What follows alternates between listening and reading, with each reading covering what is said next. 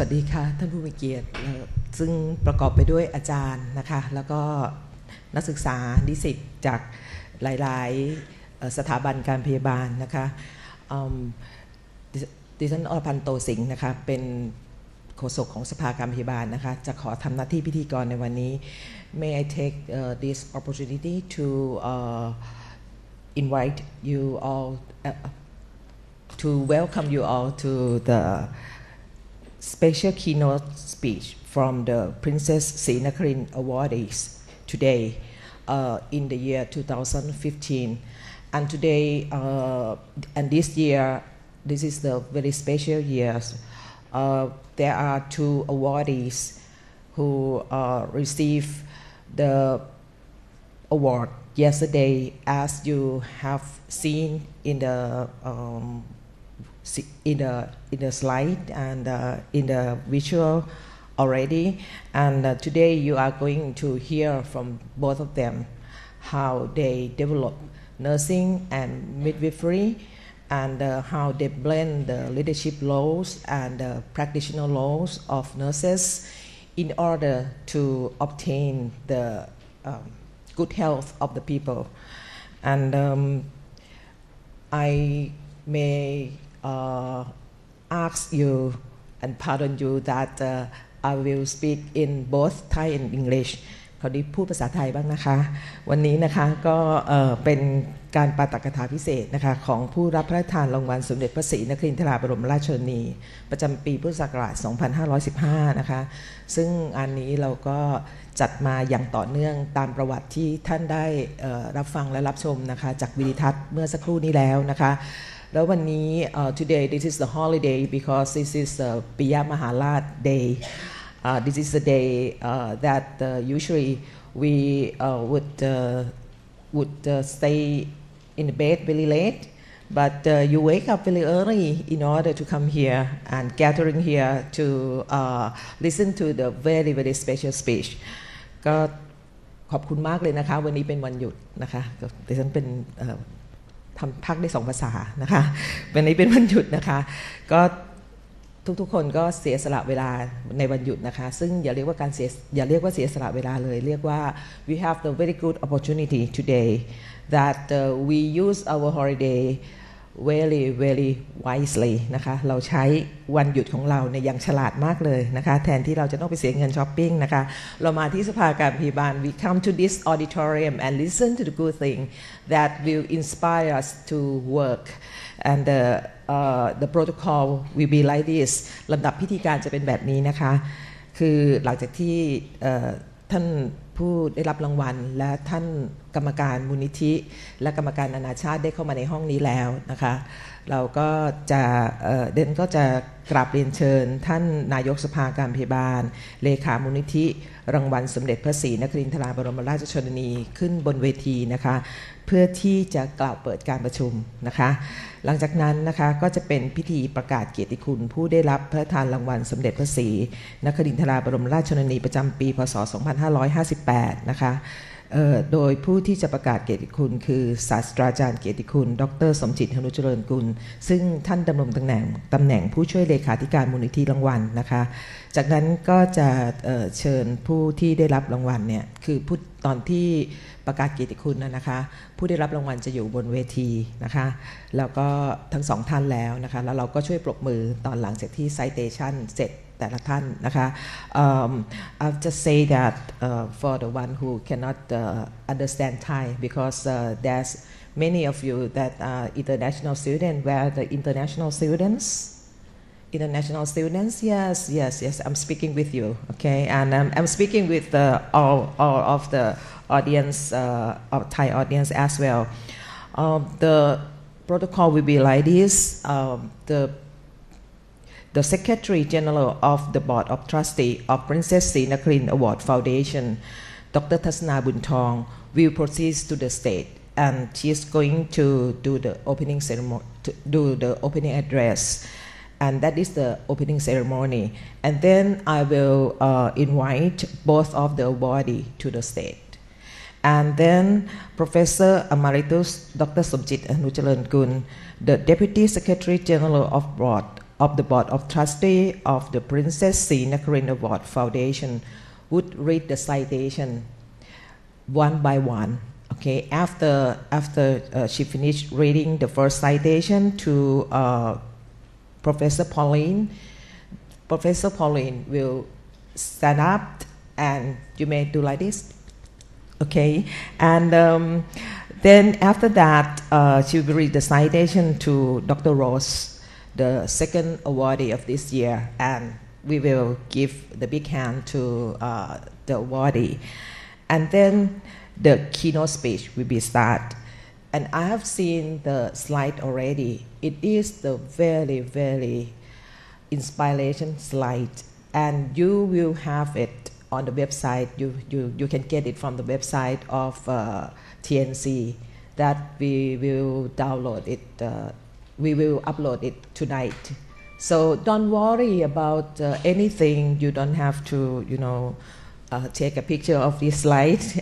as you used to do, because you will get it from the website of TNC. We have permission to put it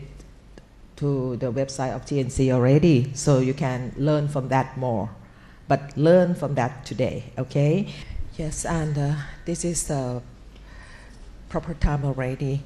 So welcome all of you to the special keynote speech of the Princess Srinagarindra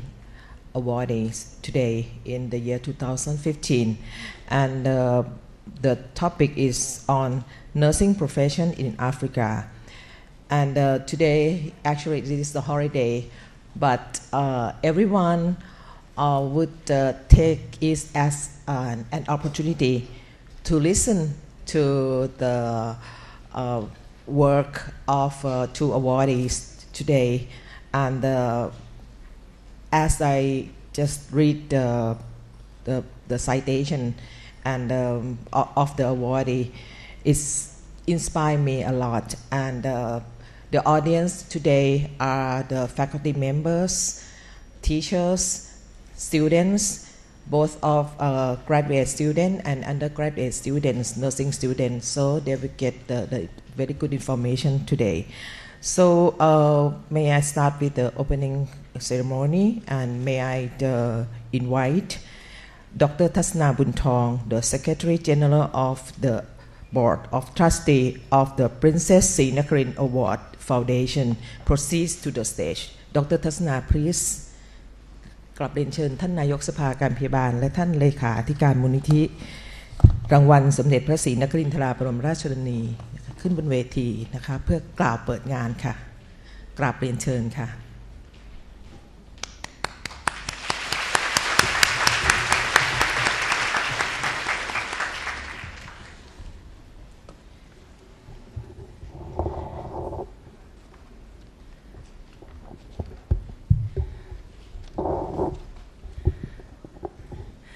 The two awardees and international committee, may I request your permission to speak in Thai? Okay, thank you. ท่านผู้ได้รับรางวัลสมเด็จพระศรีนครินทราบรมราชชนนีทั้งสองท่านนะคะคือคุณเมลล่าปีเตอร์เมลล่าจากแทนซาเนียแล้วก็คุณนาโวลูจากซิมบับเวเราจะนึกชื่อคนนี้นึกยากเชียวนะคะแล้วก็คณะกรรมการนานาชาติคณะกรรมการมูลนิธิรางวัลสมเด็จพระศรีนครินทราบรมราชชนนีท่านกรรมการสภาการพยาบาลท่านนายกสมาคมพยาบาลแห่งประเทศไทยนะคะแล้วก็น้องๆที่รักยิ่งทุกคนนะคะแล้วก็นักศึกษาลูกๆด้วยนะคะก็ดีใจมากทีเดียวนะคะที่ในนามของมูลนิธิรางวัลสมเด็จพระศรีนครินทราบรมราชชนนีในพระบรมราชูปถัมภ์ก็ขอต้อนรับนะคะแล้วก็ยินดีมากที่ในนามของสภาการพยาบาลเลยที่ได้เจอกันในวันนี้นะคะแล้วก็ตัวพี่เองในฐานะของเลขาธิการของมูลนิธิแล้วก็นายกสภาการพยาบาลก็รู้สึกเป็นเกียรติด้วยที่ได้มีโอกาสมาเปิดงานที่มีความสำคัญอย่างมากๆน้องๆคงจะเคยได้ยินนะว่า รางวัลสมเด็จพระศรีนครินทราบรมราชชนนีเนี่ยเป็นรางวัลหนึ่งใน2รางวัลที่ได้รับการยอมรับว่าเป็นรางวัลที่สูงสุดนะคะเพียง2รางวัลเท่านั้นในปัจจุบันคือรางวัลสมเด็จเจ้าฟ้ามหิดลและรางวัลสมเด็จพระศรีนครินทราบรมราชชนนีซึ่งเป็นรางวัลที่ได้พระราชทานรางวัลโดยเจ้าฟ้าเจ้าแผ่นดินนะคะแล้วก็การพระราชทานรางวัลนั้นได้กระทำในพระที่นั่งจักรีพระที่นั่งได้ในพระบรมมหาราชวังนะคะพระที่นั่งจักรีมหาปราสาทเลยนะคะซึ่งบนองค์ใหญ่นั้นเลยแล้วก็มันจะมีพระที่นั่งองค์เล็กๆอยู่ข้างในนะคะซึ่งเป็นพระที่นั่งทั้งหมดเรียกว่าจักรีมหาปราสาทแต่ข้างในเนี่ยคือถ้าเผื่อน้องๆได้เข้าไปเนี่ยนะคะวันหนึ่งข้างหน้าจะได้เข้าไปนะคะก็เขาก็จัดงดงามมากนะคะก็จะมีอยู่เพียง2รางวัลเท่านั้นน่ะแล้วก็รางวัลหนึ่งก็คือรางวัลสมเด็จพระศรีนครินทราบรมราชชนนีนี่เองรางวัลนี้เนี่ยตั้งขึ้นทำไมนะคะตั้งขึ้นก็คือเพื่อที่จะทำให้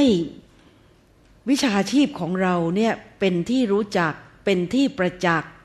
ไม่เฉพาะแต่ในประเทศไทยแต่ว่าไปทั่วโลกนะคะนั่นเป็นส่วนหนึ่งแต่ส่วนที่สำคัญยิ่งไปกว่านั้นก็คือการสร้างความสำนึกของเราที่จะมีต่อสมเด็จพระศรีนครินทราบรมราชชนนีซึ่งหรือสมเด็จย่าของเรานั่นเองสมเด็จย่าท่านเป็นใครคือนอกเหนือจากท่านเป็นพระราชมารดาของพระมหากษัตริย์2พระองค์แล้วเนี่ยคือท่านเป็นคนที่ได้ศึกษาในวิชาชีพการพยาบาลและการพดุงครรภ์และตลอดพระชนชีพในขณะที่ยังมีพระชนชีพอยู่เนี่ยตลอดพระชนชีพท่านได้ทรงปฏิบัติพระราชภารกิจในการพัฒนาสุขภาพอนามัยและคุณภาพชีวิตของประชาชนเนี่ยโดยใช้ฐานความรู้จากที่พระองค์ท่านได้ศึกษาในวิชาชีพซึ่งเรา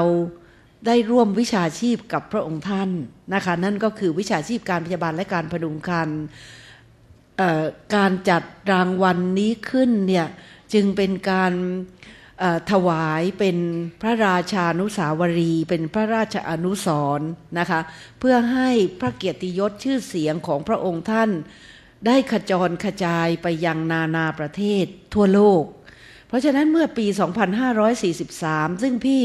เป็นนายกสภาการพยาบาลอยู่เช่นเดียวกันในขณะนั้นเนี่ยนะคะก็ได้ร่วมกันคิดว่าเมื่อตอนที่100 ปีของสมเด็จพระบรมราชชนกหรือสมเด็จพระมหิตลาธิเบศรอดุลยเดชวิกรมพระบรมราชชนกเนี่ย100 ปีเนี่ยนะคะคณะแพทยศาสตร์ศิริราชพยาบาลในขณะนั้นเนี่ยได้จัดตั้งรางวัลสมเด็จเจ้าฟ้ามหิดลขึ้นนะคะแล้วก็เป็นรางวัลที่มีชื่อเสียงมากเทียบกับรางวัลที่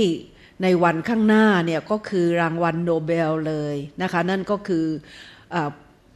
ผู้พิจารณารางวัลเจ้าฟ้ามหิดลเนี่ยเป็นโนเบลลอเรเอททั้งนั้นเลยเป็นกรรมการพิจารณานะคะเพราะฉะนั้นก็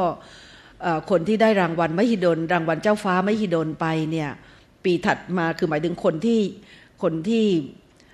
เคยได้รับเนี่ยได้รับรางวัลโนเบลในปีถัดมานี่ยังมีเลยนะคะทีนี้มาถึงรางวัลสมเด็จพระศรีนครินทราบรมราชชนนีของเราเนี่ยพี่เองในตอนที่ศรีราชเขาตั้งรางวัลเจ้าฟ้ามหิดลเนี่ยเราก็จริงๆแล้วเราก็คิดว่าคือหมายถึงว่าเขาดีนะเขาคิดเก่งนะอะไรอย่างเงี้ยใช่ไหมพอถึงสมเด็จย่า100 ปีเนี่ยเราก็เลยตามอย่างเขามั่งของบางอย่างเราก็ตามอย่างได้จริงปะทีนี้พี่ก็เลยนำเสนอเพื่อที่จะตั้งแต่ว่าไม่นำเสนอในจากคณะพยาบาลศาสตร์ของมหาวิทยาลัยมหิดลหรอกความจริงคณะพยาบาลศาสตร์ของมหาวิทยาลัยมหิดลเนี่ยก็เป็นโรงเรียนเก่าของสมเด็จพระศรีนครินทราบรมราชชนนีนะคะแต่พี่คิดว่าพระองค์ท่านนั้นเป็นส่วนรวม และพี่ก็คิดว่าการที่เราจะต้องทำอะไรเพื่อส่วนรวมนั้นเนี่ยก็คือต้องทำในนามของสภาการพยาบาลอาจารย์ที่รักยิ่งเนี่ยนะคะอย่างสมมติว่าอาจารย์ดร.วิเชียรก็ดีอาจารย์ดร.วันวิไลก็ดีซึ่งเรียกว่าพี่เนี่ยใกล้ชิดมากที่สุดแล้วเนี่ยพี่กราบเรียนปรึกษาเนี่ยท่านเห็นด้วยหมดเลยว่าใช่แล้วที่พี่ทำนั้นถูกต้องพี่ก็เลยตั้งขึ้นในนามของสภาการพยาบาลโดยที่ในขณะนั้นเนี่ยรางวัลเจ้าฟ้ามหิดลเนี่ยมีองค์พระบาทสมเด็จพระเจ้าอยู่หัวซึ่งเป็นพระราชบุตรอะว่างั้นเถอะนะคะคือหมายถึงว่าก็เป็นลูกชายอะว่างั้นเถอะก็รับเป็นองค์ประธานเพราะฉะนั้นพอมาถึงรางวัลสมเด็จพระศรีนครินทราบรมราชชนนีพี่ก็ไปกราบเรียนกราบทูลสมเด็จเจ้าฟ้ากรมหลวงคือสมเด็จพระพี่นางสมเด็จเจ้าฟ้ากรมหลวงนราธิวาสราชนครินทร์เนี่ยนะครับทรงเป็นองค์ประธานคือท่านก็ไม่ค่อยจะสบายสักเท่าไหร่ตอนนั้นนะฮะก็ป่วยอยู่แล้วแต่ว่าคือพี่ก็คล้ายๆกับขอแล้วขออีกอะขอจนกระทั่งท่านก็ทนไม่ไหวท่านก็เลยรับนะคะเพราะฉะนั้นคือจำไว้นะการทำงานคือถ้าเรามุ่งมั่นจริงๆเนี่ยมันสำเร็จทุกเรื่องอะเนี่ยอย่างเรื่องของพี่นี่เรื่องนี้ก็เหมือนกันคนที่วิทเนสตอนนั้นนะอย่างอาจารย์จินเนี่ยคงจะวิทเนสอยู่คือหมายถึงว่าพระองค์ท่านบอกว่าทำไมต้องเป็นฉันล่ะนะคือหมายถึงท่านก็ไม่ค่อยสบายนะเจ้านายองค์อื่นไม่ได้เหรอบอกไม่ได้หรอกเพคะเพราะว่าใต้ฝ่าพระบาทเนี่ยทรงเป็นพระราชธิดาพระองค์เดียวท่านก็แพ้พี่เนาะท่านก็บอกแหมฉันก็รู้ว่าฉันเป็นลูกสาวคนเดียวแต่ก็ยังไม่รับนะบอกก็ยังไม่รับก็บอกว่าฉันไม่ค่อยสบายก็บอกว่าแต่ว่าพวกเราพยาบาลจะถวายการดูแลไปคะเพราะอยู่เป็นนั่นหนึ่งเรื่องนะเสร็จแล้วก็บอกว่านั้นฉันขอคิดดูก่อนได้ไหมนะขอคิดดูก่อนคือเราไม่รู้ทำไมขอคิดดูก่อนต้องได้สินะเราก็บอกได้เพคะแต่ว่าเกล้ากระหม่อมจะขอสักหนึ่งเรื่องได้ไหมเพคะเรื่องอะไรขอมาสิอาจารย์เป็นศรีพวกนั้นนะอาจารย์เป็นศรีอาจารย์จินอยู่ด้วยทั้งนั้นนะบอกพอขอสักหนึ่งเรื่องขออะไรเขาขอมาสิบอกขอพระราชานุญาตให้เข้าเฝ้าจนกว่าจะพระทัยอ่อนเพคะก็เลยทำไมรู้ไหมคือส่งกลั้นพระสวนนะโถนะคือเสร็จแล้วนะก็บอกถ้าอย่างนั้นก็แสดงว่าถึงยังไงฉันก็ปฏิเสธไม่ได้ใช่ไหมเนี่ยพี่ก็เลยกราบพระบาทเลยทีเดียวจบ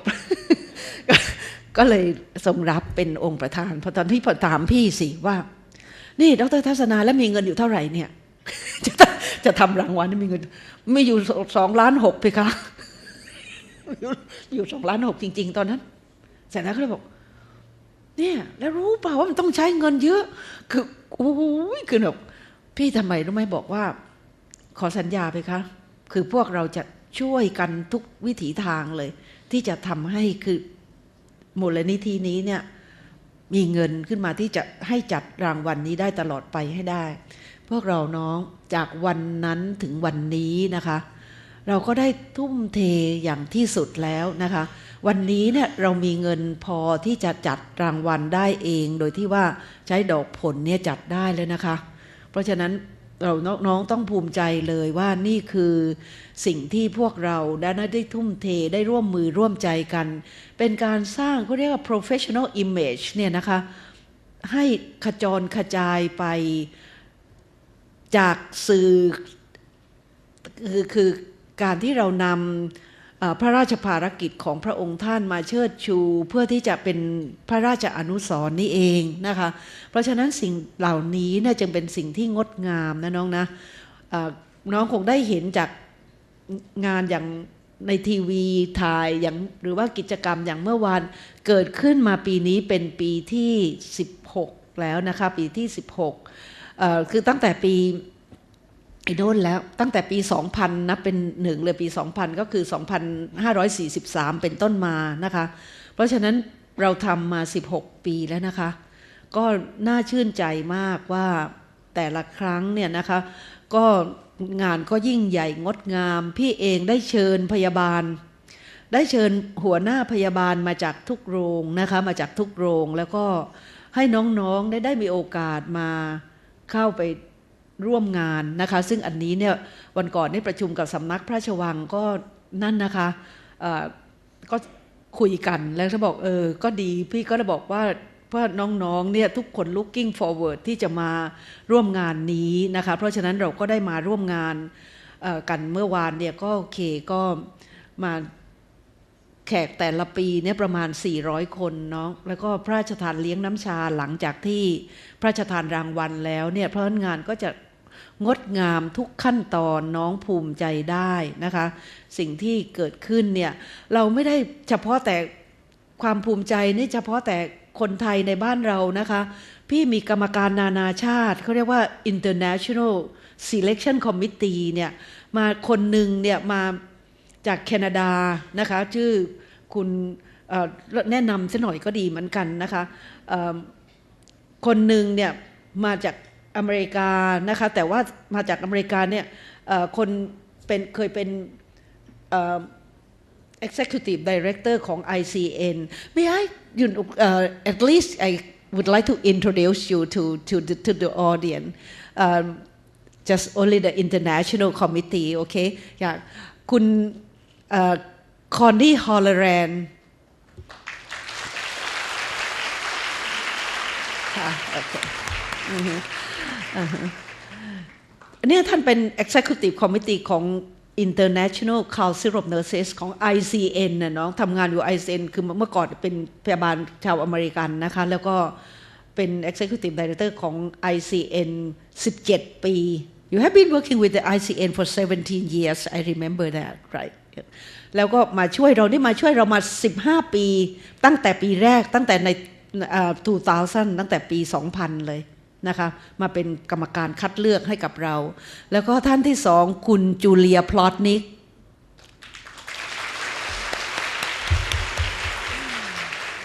คนนี้นะเป็นหัวหน้าพยาบาลของประเทศสหรัฐอเมริกาใหญ่ไหมน้อง I asked them you are very big oh the big position แล้วก็ท่านถัดมาเดมอีวอนมัวร์อันนี้ก็อดีตหัวหน้าพยาบาลของ UK United Kingdom แล้วก็ตำแหน่งเดมนี่ก็คือตำแหน่งคุณหญิงเนี่ยเห็นไหมคือหมายถึงว่าใหญ่ไหมอยู่ใหญ่เบ้อเริ่งเทิงเลย แล้วก็ถัดมาค่ะคุณจูดิธโอนสตัน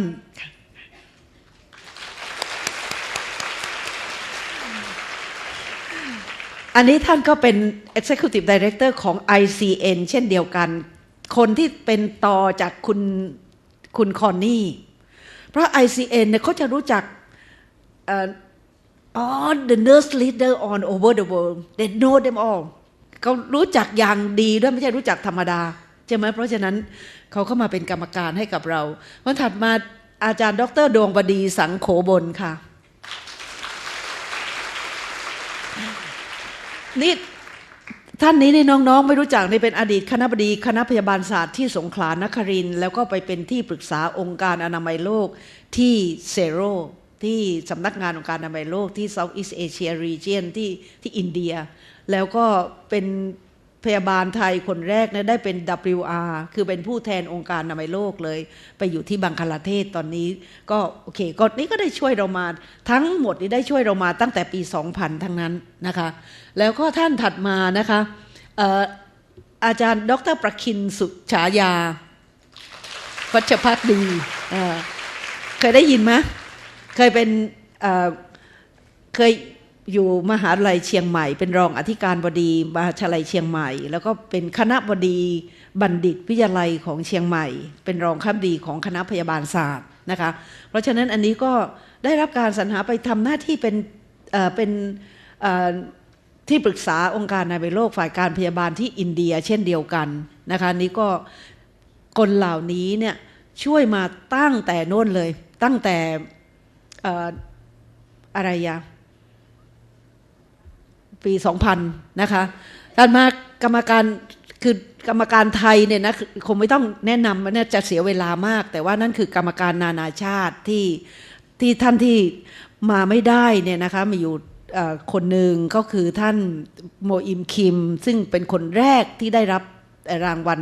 สมเด็จพระศรีนครินทราบรมราชชนนีนะคะนั้นก็ท่านคล้ายๆกับตอนนี้ก็สุขภาพไม่ค่อยดีก็เลยไม่ได้มานะคะค่ะอันนี้ก็เลยน้องเราได้รับความร่วมมืออย่างดียิ่งนะคะจากกรรมการนานาชาติแล้วก็จากทุกฝ่ายเราที่เรานั่นเลยบริษัทการบินไทยเนี่ยก็ให้คนเหล่านี้เนี่ยบินมาเมืองไทยให้คนที่ได้รับรางวัลเนี่ยบินมาเมืองไทยเพราะฉะนั้นก็อย่างนี้เนี่ย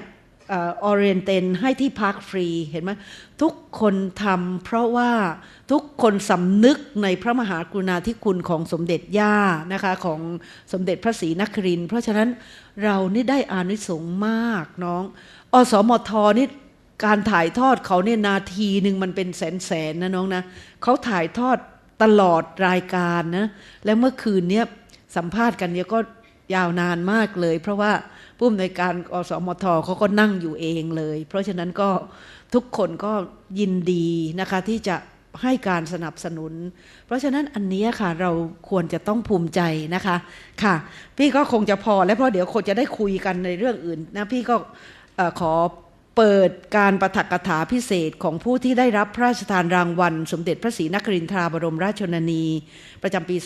2558 ณ บัดนี้ค่ะกราบขอบพระคุณนะคะท่านเลขาธิการมูลนิธิรางวัลนะคะในอันดับต่อ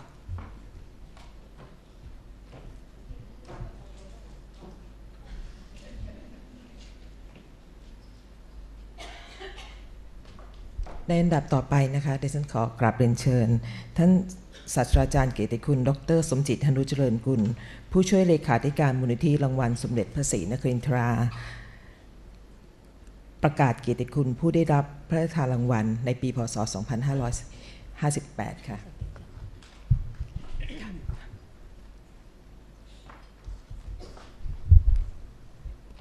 Good morning,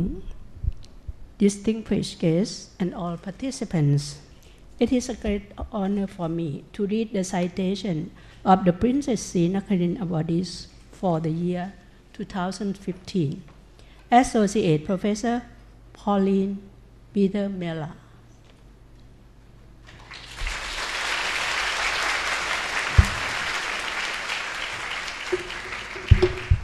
Associate Professor Pauline Peter MELLA, a nurse midwife from Tanzania,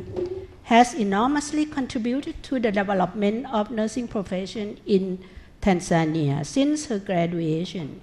by advancement of nursing and midwifery education from the level of 1-year diploma training in the hospital to baccalaureate degree in the university and established different schools of nursing and midwifery in the country. This results in improving quality and accessibility of care service to people of Tanzania. In moving nursing education from 1-year training to baccalaureate degree under the university, it was a real struggle for Associate Professor MELLA. However, with her vision, perseverance, commitment, and professionalism, finally, the Minister of Health in Tanzania accepted the proposal for a nursing degree and urged other authorities to support. The first Bachelor of Science in Nursing curriculum was approved by all relevant bodies at Muhimbili University College of Health Science, and Associate Professor MELLA became the first dean to further improve quality of nursing education. Associate Professor MELLA managed to establish 4-year project collaboration with the Dalhousie University School of Nursing, Canada and Nursing Education Department at Muhimbili University College of Health Science to strengthen both faculty members and curriculum. After that, 7 other universities have been established and are offering undergraduate and postgraduate degree for nurses. After her initial retirement, Associate Professor MELLA became the first dean of the Faculty of Nursing of the private university in Tanzania, currently Herbert Karikugi Memorial University. She developed the first baccalaureate program in nursing and is still working and leading there. As a dean, in her current position, she signed a memorandum agreement between Global Health Alliance Western Australia and Herbert Karikugi Memorial University to further improve nursing and nursing education and research for the nurses in Tanzania. Associate Professor MELLA has participated as leadership in the local and international organizations such as Tanzania National Nurses Association, consultant to Ministry of Health and Social Welfare of Tanzania on different professional issues, East Central and Southern Africa College of Nursing, International Council of Nurses, International Councils on Women's Health Issues. She is one of the reviewers of articles of the Journal of International Councils of Women's Health Issues, Healthcare for Women International. Through her leadership, she has inspired many of her students who have also climbed the professional ladder to leadership positions. Associate Professor MELLA received award from Tanzania Nurses Association and Tanzania Nurses Council for the leadership in development of nursing education in Tanzania and Taylor France Leadership Award for the work for women. As described, Professor MELLA has made great significant contribution to the improvement of quality of nursing and nursing education in Tanzania. Therefore, the committee of the Princess Srinagarindra Award Foundation under the royal patronage has come to its final resolution to award Associate Professor Pauline Peter MELLA the Princess Srinagarindra Award for the year 2015. Associate Professor MELLA, please.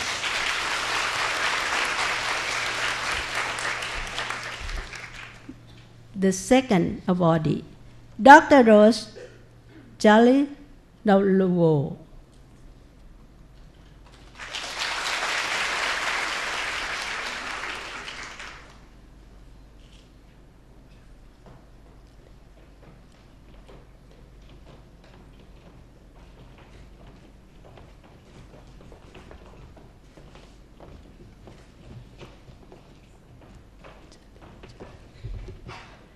Dr. Jaele NDLOVU, a nurse midwife from Zimbabwe, has made significant contribution to the development and advancement of nursing and midwifery service that has impacted positively in the life of people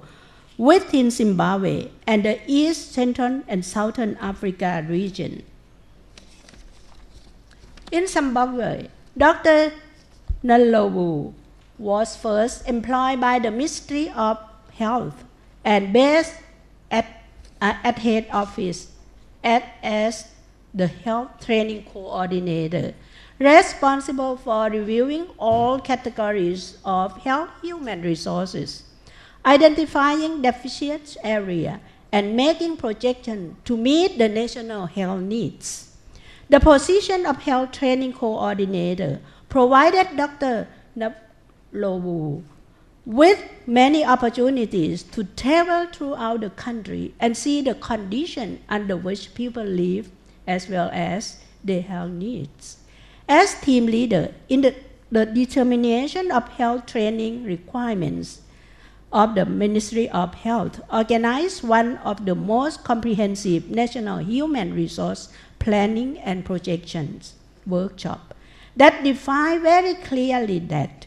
nurses and midwifery constitute the largest and key component of the national health human resources, and that the current education and training facilities available for nurses and midwiferys required to be expanded to increase the size of the student intake and upgrade the improvement of the quality of teaching, and that it was necessary to upgrade to the university level. Working closely with the Zimbabwe Nursing Association and armed with information accumulated during the years of health training coordinator, Dr. NDLOVU able to present to the authorities a strong case for the establishment of the BSc in nursing degree at the University of Zimbabwe.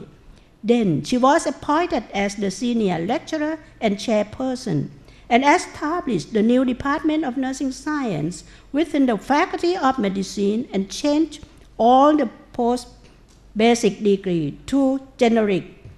Bachelor of Science in Nursing program.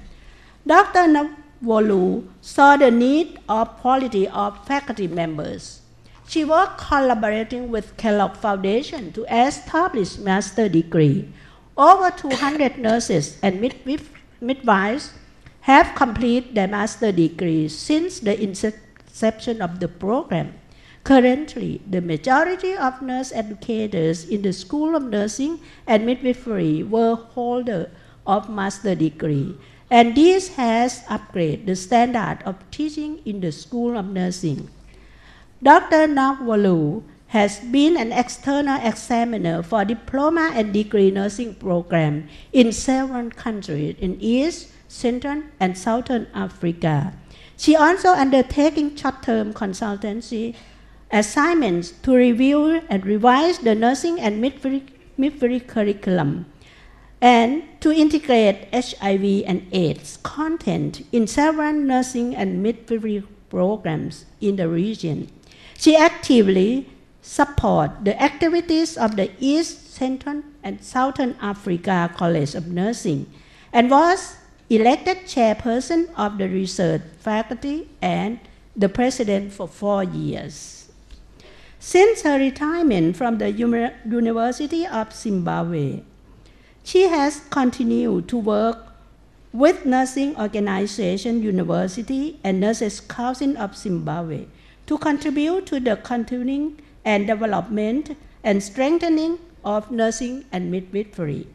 As mentioned previously, Dr. NDLOVU has made a great contribution to the development and advancement of nursing and midwifery service that has impact positive in the life of people within Zimbabwe and the East, Central, and the Southern Africa region. Therefore, the committee of the Princess Srinagarindra Award Foundation, under the royal patronage, came to the final resolution to award Dr. Rose Jaele NDLOVU the Princess Srinagarindra Award for the year 2015.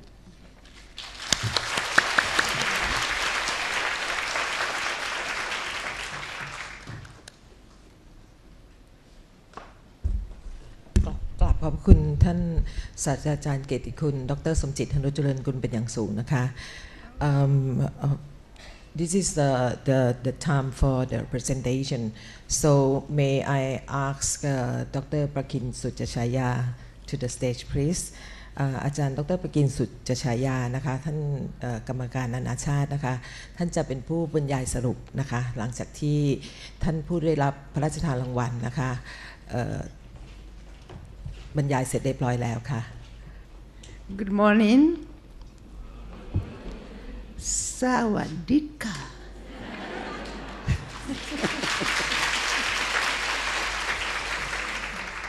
Okay. Today I'm going to present to you some issues related to nursing and health in Tanzania. The title, as you can see, there is a symposium in collaboration with the Princess Srinagarindra Award Foundation and the Princess Mahido Award Conference. My name, as you have been told, I'm Pauline MELLA, and those are my credentials. Professional Nursing Development in Tanzania, that's my title. And I'm going to have the following. This is me. So there'll be a profile of Tanzania, and I'll talk a bit about my university, Hubert Kairuki Memorial University, the Health System and Services in Tanzania, Nursing Services in Tanzania, Association and Regional International Collaborations, Success Story of Nursing Higher Education in Tanzania. In the first place, I would like to thank the trustee of the Princess Srinagarindra Award for the year 2015 for selecting me as one of the recipients for this award. This is very exciting and prestigious award to me, my family, and my country. Today, I will share with you some of the information from Tanzania and nursing profession. That's a map of Tanzania. I don't know whether you can see anything. Yeah. So there is a border there. In the north, we have Kenya. Northwest, we have Uganda, the west, Rwanda, and Burundi. And then when you come down the lake, the princess yesterday was telling me she visited Tanzania, and it is this lake, Lake Tanganyika, around on the western side. So we have the ocean on our east. In the south, we have Mozambique, we have Malawi, and way down there, Zambia. So Zimbabwe is a little bit south. So we have a country known as the United Republic of Tanzania. Tanzania is the largest country in East Africa and has vast land surface varying from plains to mountains. Tanzania's unique beauty and natural variety makes it an exciting wildlife safari destination and one of Africa's premier tourist destinations. I got this from that way. The population of Tanzania, we are growing very, very fast. Currently, our estimated population for the year 2014 was 49,631,38. That's a big number. And the age distribution, as you can see there, we have the majority young people below 14 years, and also the age 25 to 54, they are largest. The elderly and the rest are not so many. Our growth rate is 2.8, so that means we are still growing very fast.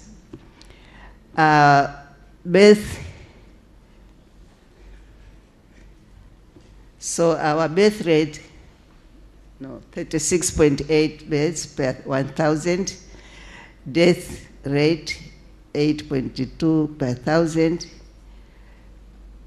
Infant mortality is still high, 43, as you can see there.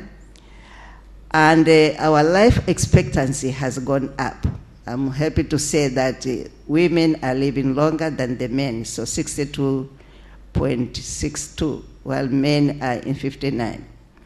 Under 5 mortality is also still high, 170 per 1,000. Maternal mortality, that is our biggest problem. It's not easy to reduce that. 460 deaths per 100,000. And the fertility rate is 4.95. HIV adult prevalence, 5.1. You heard in Rosenthal's speech talking about HIV. We have that also. Major cities, Dar es Salaam is our largest city and commercial capital. There's 3.588 million people. That was statistics of 2011. Dodoma is the national capital city. It is located in the center of Tanzania with a population of only 350,000. We have 2 main languages, Kiswahili and English. So the next thing is about my university, that's the Hubert Kairuki Memorial University. In short, we call it HKMU. So this is a private autonomous university owned by an individual, but managed by a board of governors or trustees. That's the building. main building of the HKMU. HKMU runs health-related programs such as medicine and nursing, undergraduate courses, postgraduate courses in medicine, surgery, obstetrics, and gynecology, pediatrics, public health, and social work. Unfortunately, nursing does not have a postgraduate program yet. In 1998, 8 medical students and 2 Bachelor of Science in Nursing students were admitted. That's when the university officially started taking students. The university has tremendously grown and doubled and overflowed our strategic plan. So currently, we are taking every year, like you can see there, 200 medical students and around 43 BSN students. Again, nursing is not so popular. I have said that the trend of unpopularity for the nursing program is all over, not only in my private university. We have a students' hostel. This hostel was funded by 2. One was a grant and the other one was a donation. We got a grant from the Global Fund.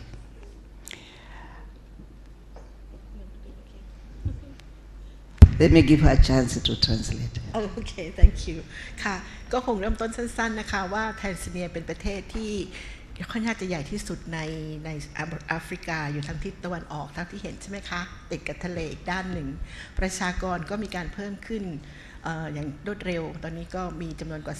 49ล้านจะเห็นว่าเป็นประเทศที่ยังมีประชากรที่มีอายุน้อยอยู่นะคะอัตราของผู้สูงอายุยังเพียง 2.8% เท่านั้น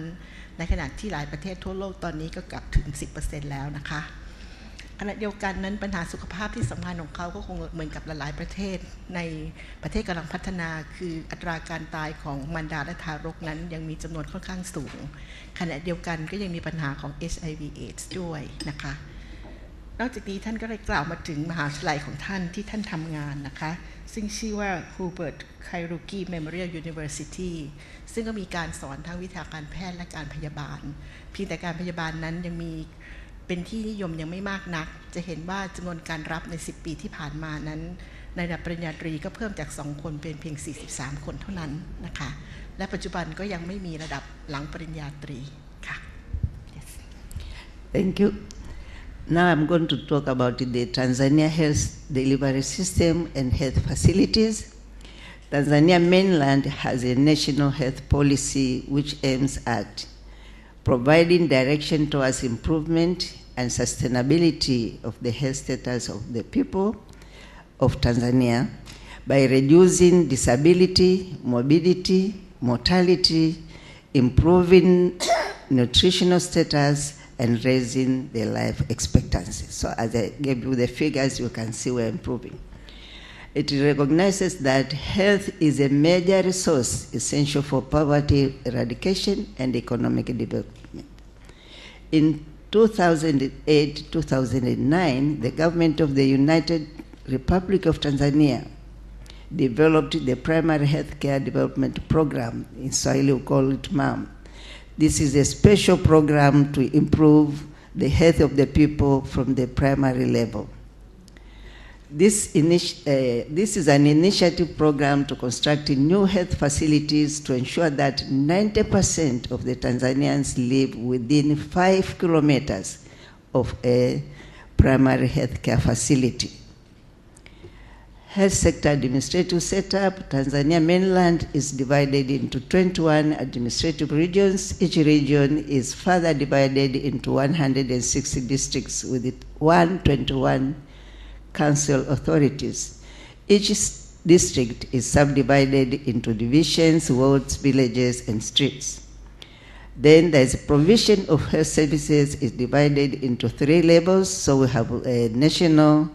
regional, and district level. So that diagram shows the impact. The lowest level, you have many people there. So we start from the top, national health and support systems. We have referral hospitals and national and regional hospitals. Then at the We have the councils at the lowest level, and the primary healthcare and first level services, including the public and private partnership. This role of the Ministry of Health in this situation in the health sector. The ministry acts as a technical ministry responsible for all matters pertaining to health in the country. And their roles are executed at the 3 levels: central, regional, and district. They don't go to the primary health care. The Government Development Vision 2025 and health policy set up a strategy so that the health sector is one of the priority sectors of the government, and the budgetary allocation is targeted at 14% of the total national budget. We have not reached there. In 2009-2010, we reached 11.2. ระบบสุขภาพของแทนซาเนียนะคะก็มีนโยบายสุขภาพของประเทศที่ก็คงเหมือนกับทุกประเทศก็คือการสร้างเสริมสุขภาพการป้องกันโรคและอื่นๆแต่เขาก็เน้นอีก2เรื่องคือเรื่องของการสร้างเสริมโภชนาการและการทำยังไงให้อายุของประชากรนั้นมีอายุที่ยืนยาวขึ้นน่าจากข้อมูลรอบเซกเตอร์ที่1ก็คงจะนึกออกนะคะก็อยู่ประมาณ 60-61 ปีนอกจากนี้แล้วเนี่ยนโยบายที่สำคัญอีกอันนึงคือการสร้างให้เกิดบริการระดับปฐมภูมิเพื่อจะให้อย่างน้อยที่สุด 90% ของประชากรของทั้งประเทศนั้นสามารถจะเข้าถึงที่บริการใดที่บริการหนึ่งได้ไม่เกิน5กิโลเมตรตรงนี้ก็เป็นการถ้าเรานึกถึงปัจจุบันเราพูดถึง USC อะไรเงี้ยนะคะก็เพื่อให้เกิด accessibility เพื่อการเข้าถึงของบริการได้มากขึ้นนะคะและนอกโดยที่การเข้าถึงระดับปฐมภูมิตรงนี้เนี่ยก็มีทั้งการให้บริการทั้งเอกชนและรัฐเป็น private public private partnership นะคะซึ่งก็เป็นแนวคิดปัจจุบันที่รัฐเท่านั้นคงจะให้บริการไม่เพียงพอคงต้องดึงเอกชนเข้ามาร่วมด้วยนะคะและอีกส่วนหนึ่งก็คือเขาก็มีนโยบายที่จะ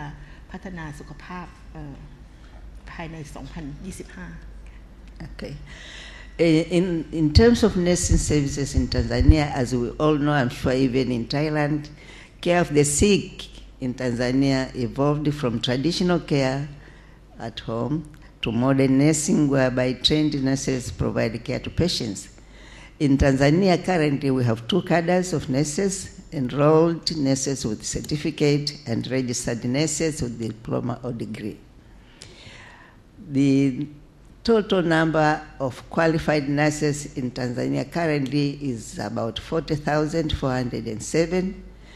Out of there, we have registered nurses 18,012. That's 44%. Enrolled nurses 22,395. That's 55%. And nurse-patient ratio here is, if you calculate, is 1 to 1,175 patients.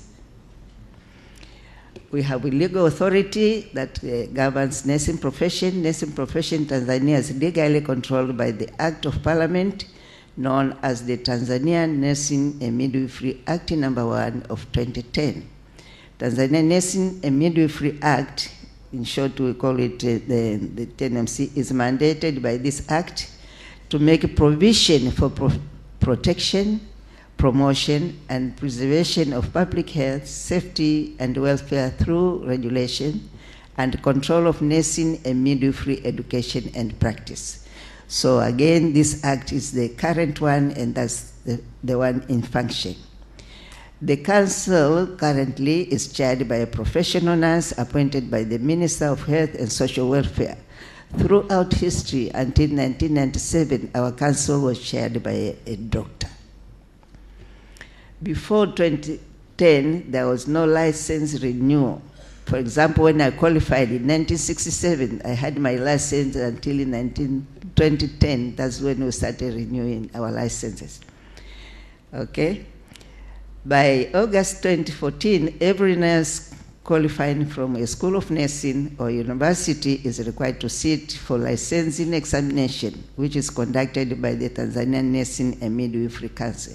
Before that, you qualify from the university, you get your license, you go. Both enrolled and registered nurses are deployed in all settings and levels in the public and private institutions. We find more registered nurses at the regional and referral levels and fewer at the primary and first level service. Certificated diploma nurses are trained in schools of nursing under the Ministry of Health and Social Welfare in collaboration with the National Council for Technical Education. Degree nurses, undergraduate and postgraduate, are educated at the university. So far, as you heard before, 8 universities are running degree programs. Only 2 universities are offering graduate programs at master's and PhD level.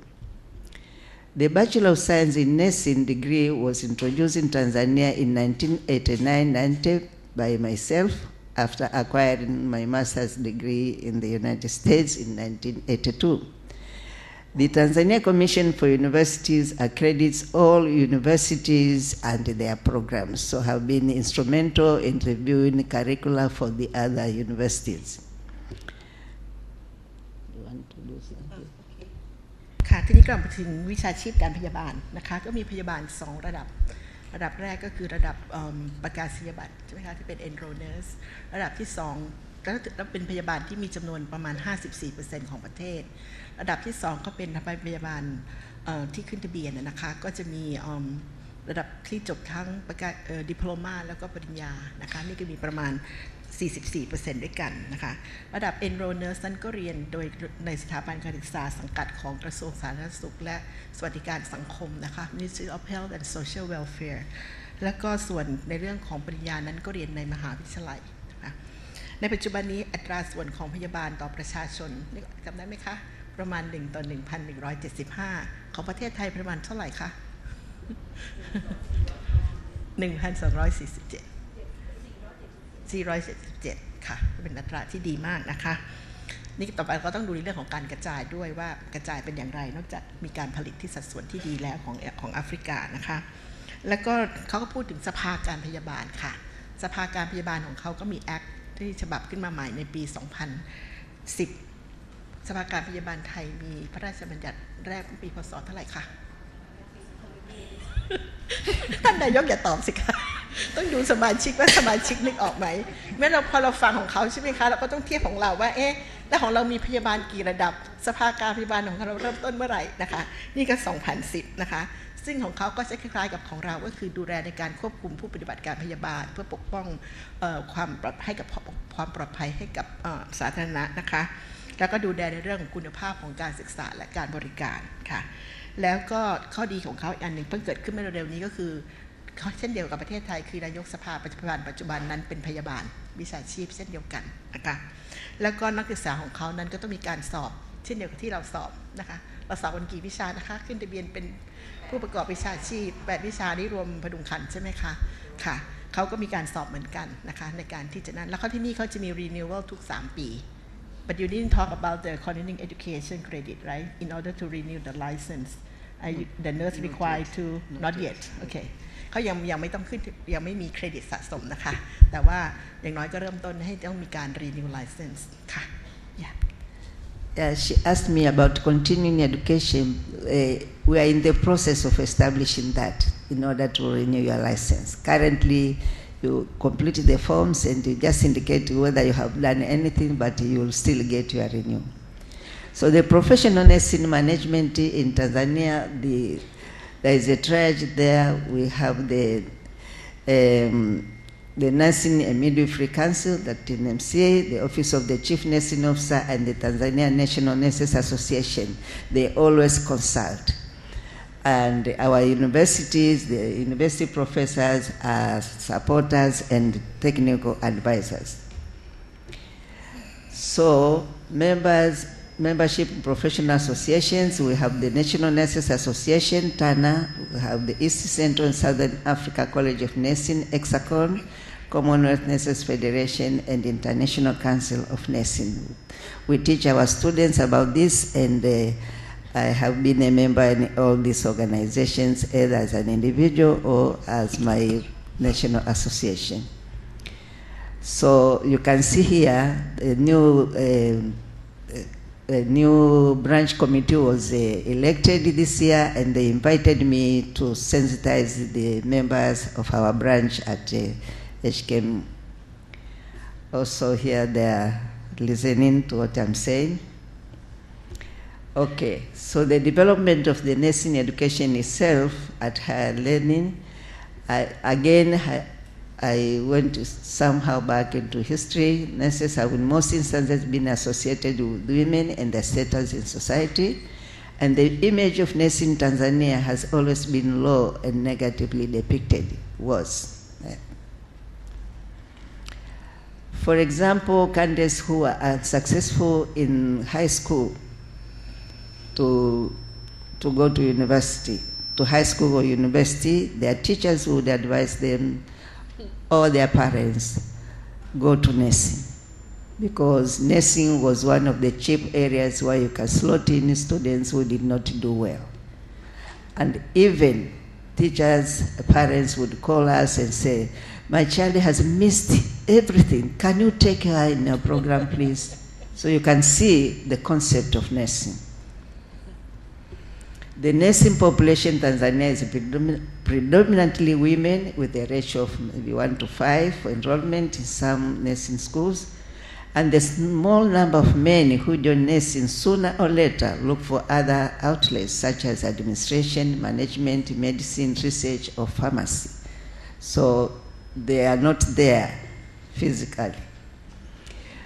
This trend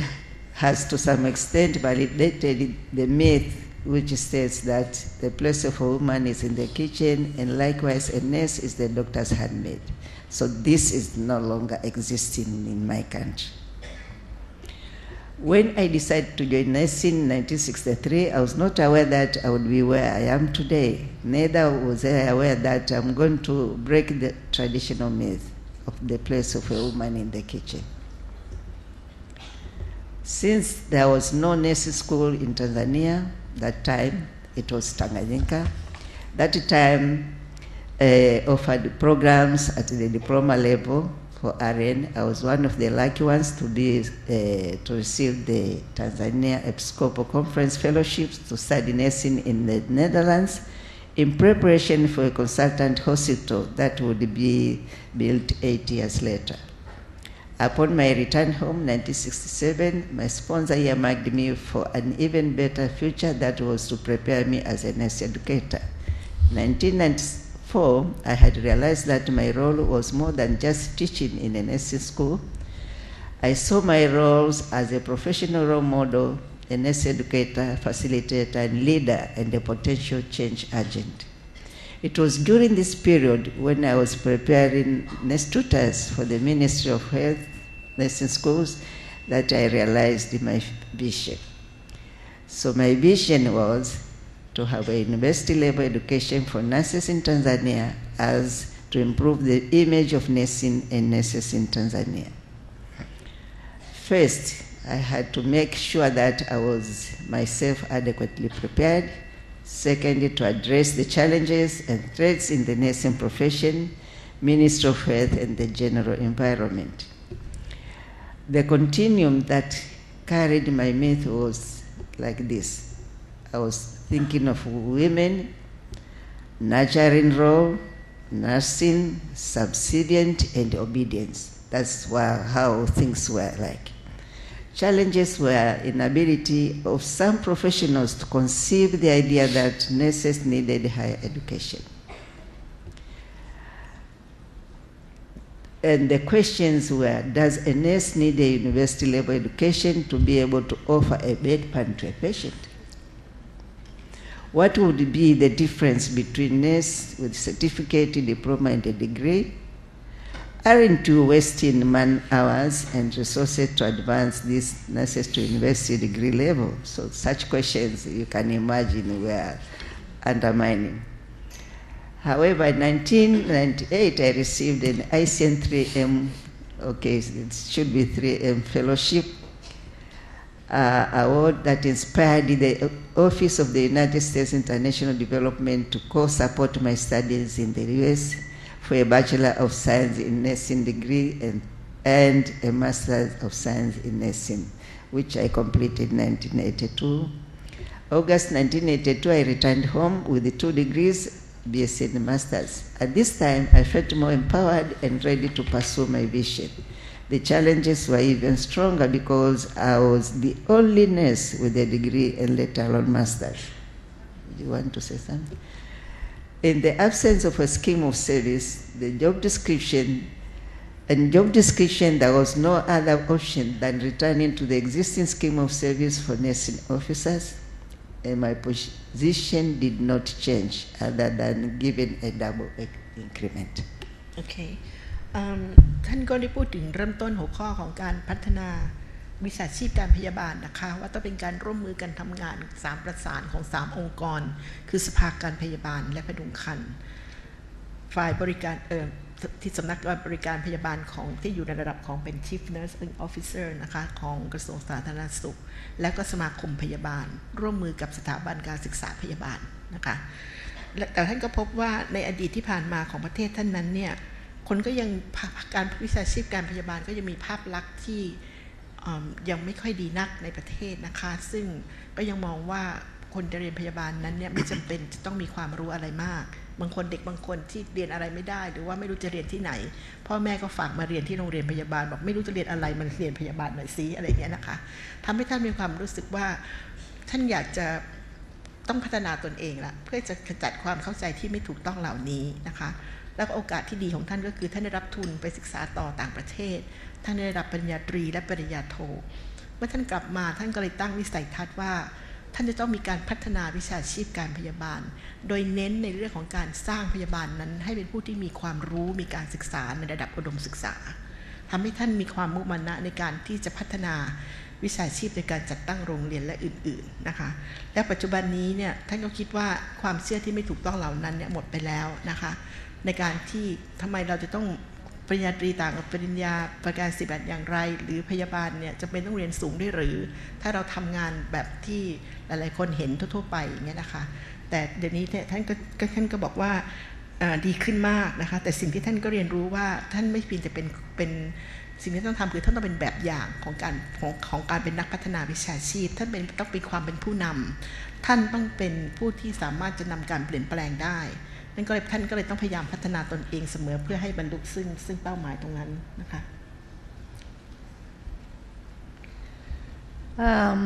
So I'm proceeding to the university program already. I have talked about it, but in 1984 the Minister of Health gave a green light to the Nursing Education Department to develop a curriculum for establishing the degree program at the university at a function to celebrate 10 years anniversary of the School of Nurse Teachers. As I said before, I always grabbed an opportunity that came before me. So I was the head of the department at that time. So here with the assistance from Dalhousie University and the Mimbil Medical Center, we were able to establish the curriculum. So the project here was initiated in 1996 and approved in 1987 with the following overall goal: to educate the educators and develop nursing leaders for primary health care who will help to meet the health needs and demands of the population of Tanzania, to graduate by 1993 a total of 6 Tanzanian nurses with Bachelor of Science in Nursing degree, and to graduate by April 1993 3 nurses with Masters in Nursing.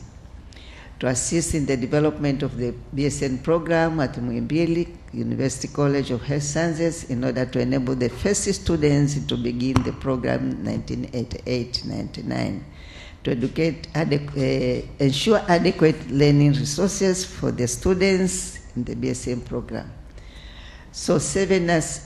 tutors graduated through the project and 3 with masters. The 4 with bachelor's degree became the first nurse educators for the program. So the BSN curriculum was reviewed and refined through the expertise of the faculty of Dalhousie University School of Nursing. So MOOC's Senate approved the program in 1989, 1990, 1991 academic year. 3 students were enrolled, and by 2000-2001 academic year, 21 students had graduated. So, I think this is a repetition. Yeah, no, the students who were taken in that first year did not manage to proceed because the professors at the Faculty of Medicine were teaching the basic sciences, and they believed that they would never make it, so they made them all fail in basic sciences. However, we revised it, made them repeat, and we continued. So, during the period when the Tanzanian nurse educators were out, we got a Canadian visit nurse to support the program. We also received office equipment and vehicles to support our field work. One other educator in no, that one is not necessary. The achievements. After these initial efforts, nurse tutors and lecturers have continued to pursue higher education up to the level of PhD in UK, Sweden, and South Africa. Most rewarding achievements are the successful career progression of the first graduates from the Dalhousie University and the positive change of attitudes of nurses towards higher education in Tanzania. It is amazing to see the influx of nurses now to training institutions seeking for admission to higher level professional education. Okay. So these other programs which are based in the different universities made up the 8 institutions that we have which offer BSc nursing. So you can see from 1 university to 8. So in 2005, the School of Nursing at MUHAS established a link with South Africa and developed 2 master's programs in critical care and psychiatric nursing. In 2014, that was last year, Masters of Science in Midwifery was also established. In conclusion, I must admit that the progress of improving nursing and the image of nursing in Tanzania has been extremely challenging. And at this time, the challenges and the environmental threats are even greater due to the socio-economic changes, advancing technology, social demand for value of money, and last but not least, the HIV and AIDS pandemic. With the empowerment and having the right role models, I'm proud to have made a breakthrough. Thank you for listening.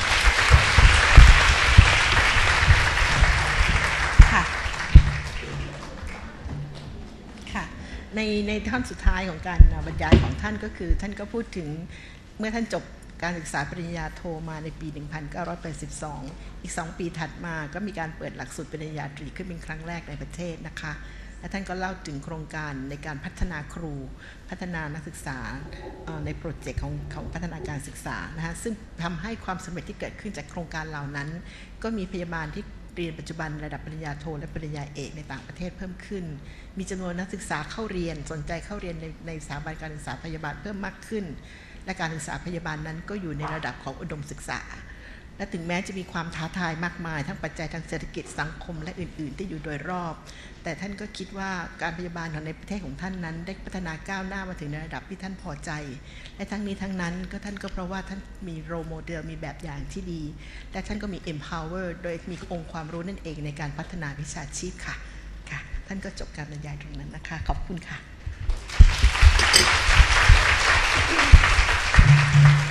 So next, Rose, would you like to continue with your presentation? And คำถามที่มีไว้สำหรับ Professor MELLA เดี๋ยวเราเก็บไว้รวบรวมตอนหลังจากที่ดร. Rose บรรยายเสร็จแล้วนะคะ Good morning again, ladies and gentlemen.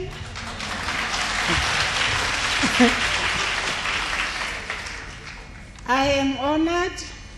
to be able to have this this opportunity to share with you some information about nursing and midwifery organizations and practice in Zimbabwe. I hope somebody who's taking the pictures will include the picture of this big audience, so when I get back home, I can tell them that the nurses and midwives from Thailand are really enthusiastic and highly motivated and want to hear about nursing from other countries.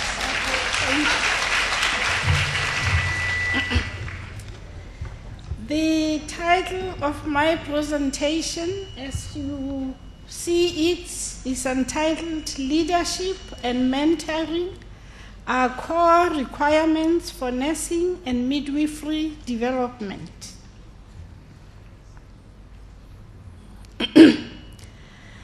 In this presentation, I will cover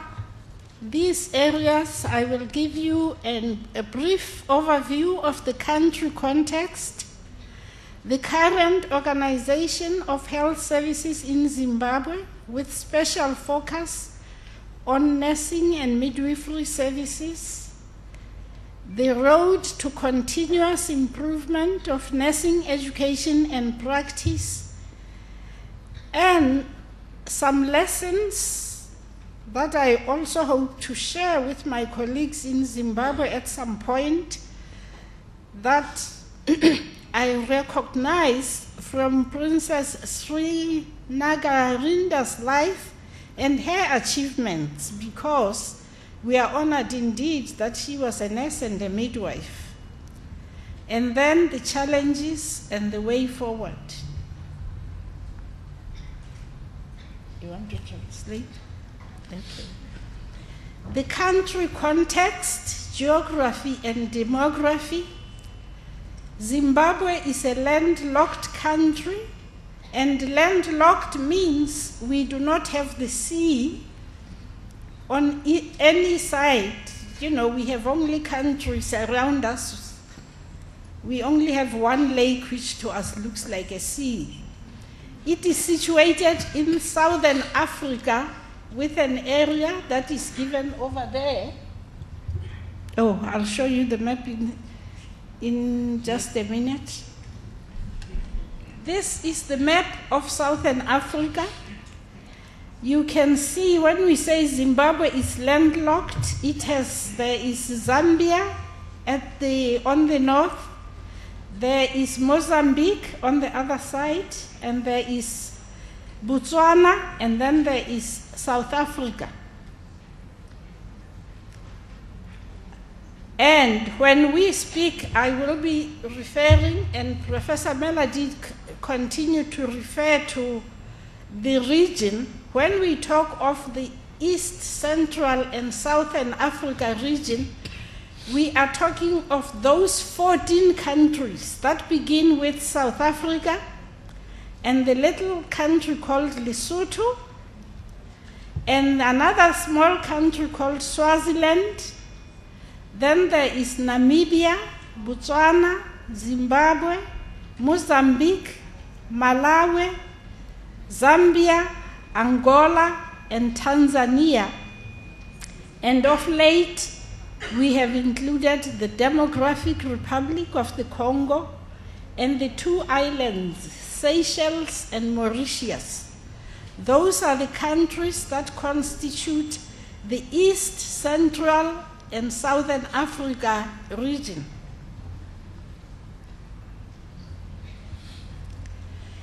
The population of Zimbabwe is approximately 15.5 million. So you see we are quite smaller compared to Tanzania. We are about a third of Tanzania. They are 49 million. We are just 15.5. With a male-female ratio of 0.973, meaning the females constitute approximately 51% and the males 49%. And 42% of the population are children under 15 years of age. So you can see that there are almost half of the population is young people. And older persons, my age group and all, we make up only 3.8%.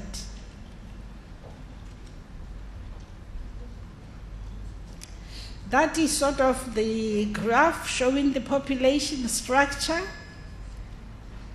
male and female, and then the over 65, and then the 0 to 14 years.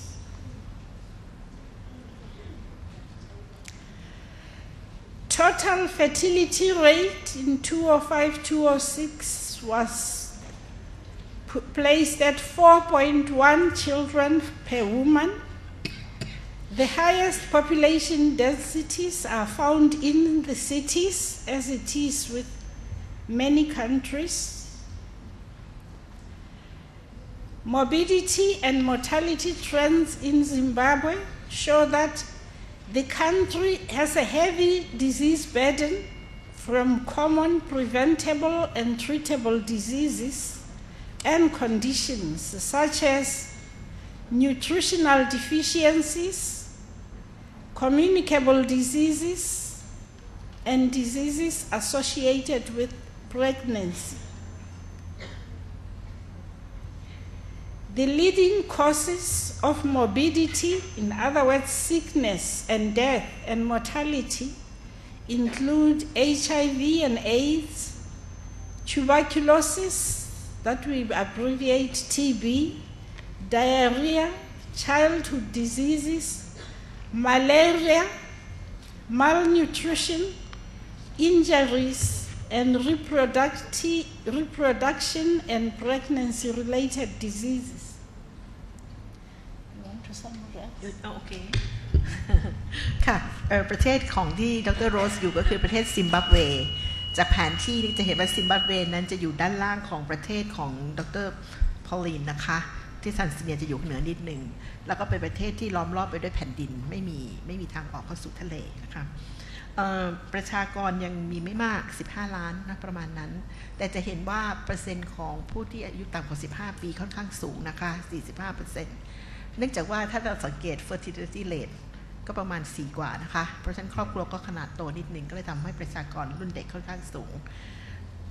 แล้วก็โรคที่พบเนี่ยก็จะเหมือนกับประเทศที่กำลังพัฒนาโดยทั่วไปคือกำลังเป็นโรคที่ติดเชื้ออยู่นะคะไม่ว่าจะเป็น HIV AIDS TB ไดอาเรียหรืออะไรก็ตามซึ่งมันสามารถจะป้องกันได้ถ้าเรามีสุขภาพที่แข็งแกร่งแล้วก็มีกำลังคนทางสุขภาพที่มีคุณภาพค่ะ Thank you. Mortality, under 5 mortality rate is 84 per 1,000 live births, while infant mortality is 57 per 1,000 live births. You will notice that under 5 mortality is slightly higher than infant mortality. Infant mortality is within the first year, isn't it? What happens is when many of these little children are taken off the breast, they don't have as good a nutrition between 1 year and 5 years. And that's when a higher number of those between 1 and 5 die from diseases such as diarrhea and malaria, especially in the summer months. Major causes of mortality for children, as we said again, 1 to 4 years in order of significance, in other words, in order of importance, nutritional deficiencies are the highest. Acute respiratory infections are next, then intestinal infections like diarrhea, other viral diseases, pulmonary TB, and then HIV and AIDS, illnesses, and malaria. Those are the major killers in our country for children under 5. The policy background and governance, the Ministry of Health and Child Care, I think it's equivalent to what you call here the Ministry of Public Health, is overall body that is responsible for safeguarding the health of the people of Zimbabwe. The public sector, and the public sector means the government side, provides services under the Ministry of Health and Child Care. The Ministry of Local Government, that is the ministry that is overlooking the towns and the cities. The Ministry of Education, the Ministry of Education also has a lot of health programs. The Ministry of Defense and Home Affairs, and then the prison services. These ministries have large components of health services that they provide. These public health services are complemented by the private sector. The private sector includes those institutions or facilities that are for profit, like private hospitals and maternity homes, and private nurses' clinics. Some of the nurses and midwives, especially midwives, run private clinics. And then, of course, there are many private doctors. The majority of these facilities are in the urban areas, that is in the towns. Then there are others that we refer to as not-for-profit. In other words, they are providing services, it is paid for, but the focus is not on making profit, it's just being able to sustain the services. This includes many mission clinics and hospitals. The church missions, most of the mission hospitals and clinics are located in the remote rural areas of the countries. These are those hospitals that are supported and originated by churches. I'm sure that is understood, isn't it? Okay. Like different denominations, Methodist Church or Lutheran Church or Presbyterian Church or Roman Catholic Church, those missions have a lot of health facilities, and most of their health facilities are in the remote areas.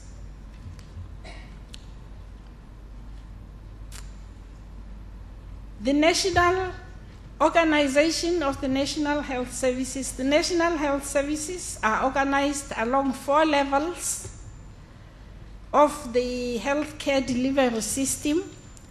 There is the primary level that covers the health centers or the clinics. And then there is the secondary level that covers the districts. I had an opportunity to talk with the Prime Minister yesterday, and he and I were talking about health services in the districts and provinces. So I know that that is a concept that is understood. And then there is the tertiary level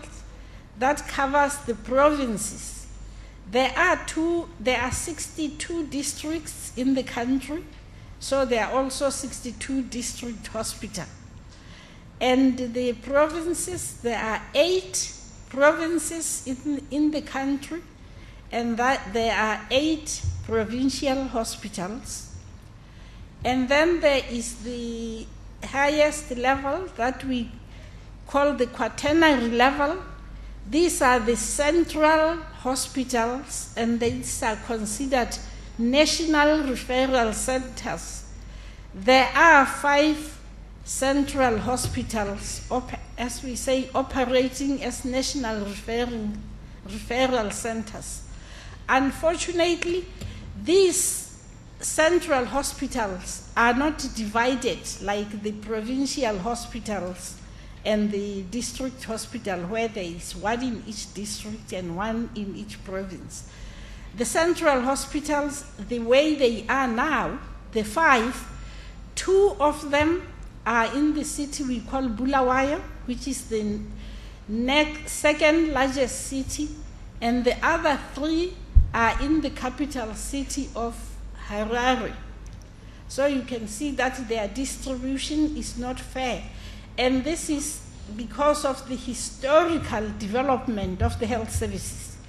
Before independence, health services and the bigger hospitals were located in the bigger cities. So that is how we end up with 3 central hospitals in one city and the other 2 in the other city. ในแง่ของสุขภาพของเด็กอีกนิดนึงนะคะก็ขึ้นต้นว่าจะเห็นว่าอัตราการตายของเด็กอายุต่ำกว่า5 ปีนั้นจะมีสูงกว่าเด็กวัยทารกแรกเกิดทารกนะคะซึ่งค่อนข้างจะไม่ค่อยเหมือนที่อื่นทั้งนี้เหตุสำคัญก็คือว่าตอนที่อยู่ในวัยทารกน่ะดูดนมแม่เนาะมีสารอาหารมีอะไรพร้อมนี่หลังจากนั้นแล้วไม่ได้ใช้นมแม่ก็ทำให้เกิดภาวะพลุโภชนาการนะคะแล้วก็ทำให้อัตราการตายสูงแล้วก็เป็นปัญหาหลักที่สำคัญของการตายของเด็กอายุต่ำกว่า5 ปีนะคะนี่ก็พูดถึงระบบสุขภาพของเขานั้นก็คือให้บริการทั้งโดยรัฐนะคะและโดยเอกชนในส่วนของเอกชนก็มี2 ส่วนนะส่วนหนึ่งก็เป็นส่วนที่หากำไรบ้างเล็กน้อยนะคะเช่นพวกคลินิกต่างๆพยาบาลที่นั่นเขาเปิดคลินิกด้วยนะเราน่าจะต้องสนใจถามเขาว่าเขาทำอะไรกันเปิดคลินิกเอกชนพยาบาลนะคะแล้วก็แต่ส่วนใหญ่ก็ตั้งอยู่ในเมืองนะอีกส่วนหนึ่งก็คือพวกที่ไม่ได้หากำไรเช่นทำโดยโบสถ์นะคะโบสถ์แคทอลิกโบสถ์โปรเตสแตนต์อะไรอย่างนี้ก็อยู่ตามชนบทอยู่นำ rural area นี่ท่านก็พูดถึงระดับของการให้บริการสุขภาพก็คงจะเหมือนกับเราก็คือมีแต่ปฐมภูมิทุติยภูมิก็คือการมีโรงพยาบาลประจำตำบลนะทุกตำบลมี62 ตำบลก็มีตำบลละแห่งก็มี62 โรงพยาบาลระดับถัดมาคือระดับทุติยภูมิก็คือโรงพยาบาลประจำจังหวัดมีด้วยกัน8 จังหวัดก็เลยมี8 โรงพยาบาลและระดับสูงก็คือระดับที่เราส่งต่อนะคะท่านมีอยู่5 แห่งแต่ปัญหาก็คือว่า3 แห่งในกระจุกอยู่ที่เมืองหลวงอีก2 แห่งอยู่ที่เมืองใหญ่เมืองที่2ทำให้การบริการนั้นมันก็ไม่ได้กระจายไปทั่วนะคะทั้งนี้เป็นเพราะว่ามันตั้งมาดั้งเดิมแล้วค่ะ yes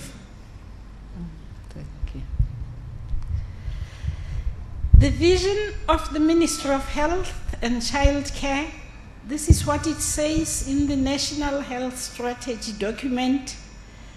The vision is to achieve the highest possible level of health and quality of life for all citizens, attained through the combined efforts of individuals, communities, organizations and the government, which will allow them to participate fully in the socio-economic development of the country. As you can see, this vision proposes that the government health system will be working with individuals and communities because the system follows primary health care. And I think we all remember that the emphasis in primary health care is that partnership between those who provide the services and the individuals and the communities. The mission of the ministry is to provide, administer, coordinate, promote, and advocate for the provision of equitable, appropriate, accessible, affordable, and acceptable quality health services and care to the Zimbabweans while maximizing the use of available resources in line with the primary health care approach. The key result areas towards achieving this vision are improving the health status of the population, improving the quality of care, strengthening health systems.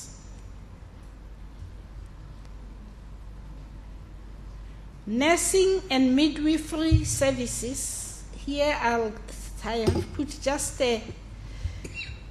synopsis, like a summary of how the nursing and midwifery services are organized. All nursing and midwifery education and training programs require the support of the Ministry of Health and Child Care, as this ministry is responsible for planning and development of national health human resources. In other words, it means if any institution, such as the Ministry of Health itself, or the mission health facility, or the university, wishes to establish a program in health, whether it's nursing or it's a pharmacy or any program that is in health, it must be presented and be approved by the Ministry of Health, because they look at health human resources nationally, the needs. All education programs and facilities, the curriculum, if it is a nursing course, must be approved by the Nurses Council of Zimbabwe before commencing. In other words, the curriculum must be reviewed by the nursing curriculum and get approval, and the facilities that are going to be used must also be acceptable to the Nurses Council. And to practice, every nurse and midwife must register with the Nurses Council of Zimbabwe. And to renew the annual practicing certificate, nurses must provide evidence of continuing education. This has been a requirement, this evidence of continuing education has been a requirement since 2012. Before that, nurses were free, they had to renew annually, but as long as they came and they paid the money, it was okay. But now they must also show evidence that they have achieved specified hours of continuing education. สาธารณสุขนะคะกระทรวงสาธารณสุขเขาชื่อยาวนะคะ Ministry of Health and Child Care เขาก็มีวิชั่นที่อันนึงจะเห็นว่าเน้นในเรื่องของการมีส่วนร่วมของบุคคลของครอบครัวเพราะว่าเขาพัฒนาขึ้นมาจากแนวคิดของการสาธารณสุขมูลฐานเรื่อง participatory action ก็เลยเป็นเรื่องที่สำคัญนอกจากนี้ก็ยังพูดถึงมิชชั่นของกระทรวงนะคะซึ่งถ้าใครได้ยินแล้วก็ชื่อคุ้นๆไหมคะ Triple AQ เลยเนาะ accessibility affordability acceptability plus quality ซึ่งก็คือหัวใจของ Human Rights และ USC นั่นเองนะคะแล้วก็นอกจากนี้แล้วเนี่ยท่านก็เลยกล่าวไปถึงการพยาบาลตรงนี้ว่าในการจัดการศึกษานั้นเนี่ยก็จะต้องทำร่วมกับกระทรวงสาธารณสุขนะคะขณะเดียวกันในเรื่องของตัวหลักสูตรเองต้องได้รับการรับรองจากสภาการพยาบาลก่อนก็คงคล้ายๆกับเราพยาบาลเขาก็ต้องมีการสอบไลเซนส์เหมือนกันแล้วก็ต้องมี renew license ที่ต่างจากอาจารย์พอลลีนก็คือที่ซิมบับเวนั้นจะต้องมีการมีหลักฐานด้วยใช่ไหมเหมือนกับเรานะคะว่าต้องมีจำนวนเครดิตของการศึกษาต่อเนื่องเท่าไหร่จึงจะสามารถที่จะต่อไลเซนส์ได้ yeah thank you Numbers and categories. Currently, there are about 30,000 nurses and midwives on the Nurses Council register. The nurses and midwives constitute the largest number of health professionals within the national health services in both public and private sector. And I mentioned in some of the interviews yesterday that nurses constitute 70 to 80% of health human resources nationwide and in any health facilities. They are commonly referred to as the backbone or frontline workers of the health services. But the nurses said we are tired of being the backbone and people failing to recognize that in fact nurses and midwives prefer to call ourselves the brains of the health services.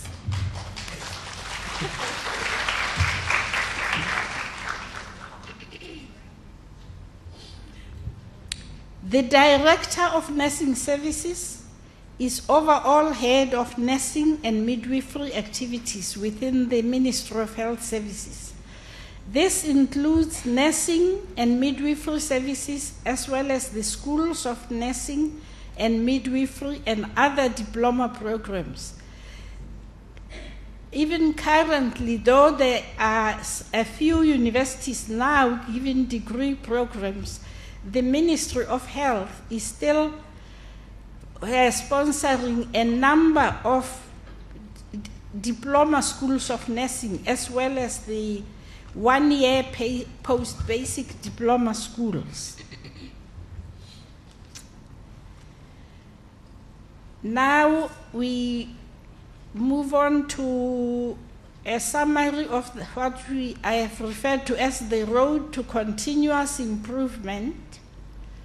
In other words, upgrading and advancing of nursing education and practice, challenges and achievements. Up to 1985, all nursing and midwifery education programs were offered by the Ministry of Health only, and all limited to diplomas. And when I say the Ministry of Health, it also includes the missions. The missions, also working with the Ministry of Health, were offering these nursing education programs for registered nurses, but at diploma level. Following the country's independence in 1980, Zimbabwe nurses and midwives articulated their position for professional autonomy and development. They urged the University of Zimbabwe, which at that time it was the only university in the country, to establish the Department of Nursing Science, and expressed the imperative to have the Nursing Council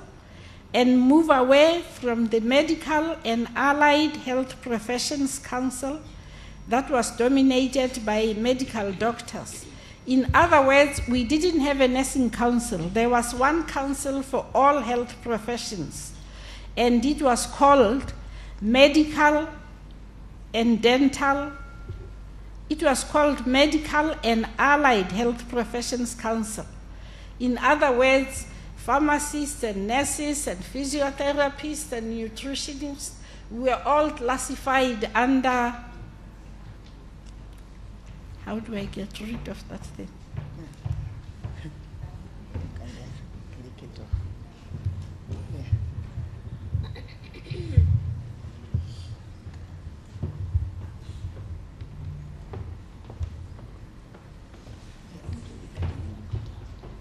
Oh, yeah, delete it. It won't move. Okay, thank you. It's gone.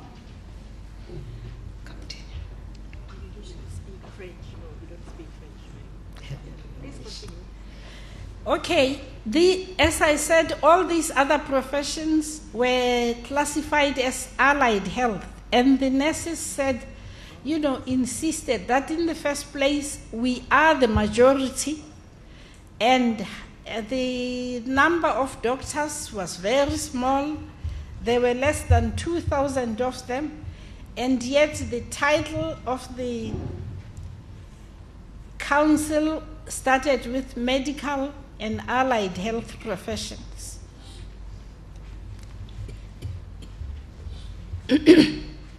So the nurses insisted that they wanted to establish a nurses' council. And at that point, increasing numbers of nurses and midwives were participating in regional and international forums. So they were aware of what was happening in other countries and were aware that many other countries had independent nursing councils. That was the time when I came back to Zimbabwe. By then, I had just qualified, achieved the PhD studies. This was an inspiration for advancement for many nurses, because at that time,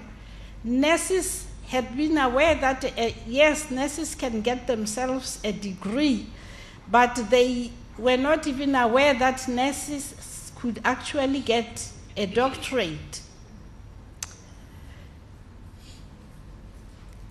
I was appointed in the Ministry of Health in charge of planning of human resources,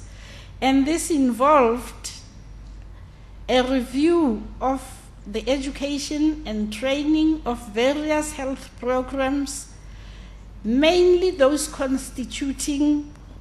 what we then call the health team. In other words, the various components of a health team, medical members, pharmacy members, nurses themselves, physiotherapists, and so on. The position also required addressing staffing patterns. We had to determine, because that was when this proper organization of health services into 4 levels was formalized.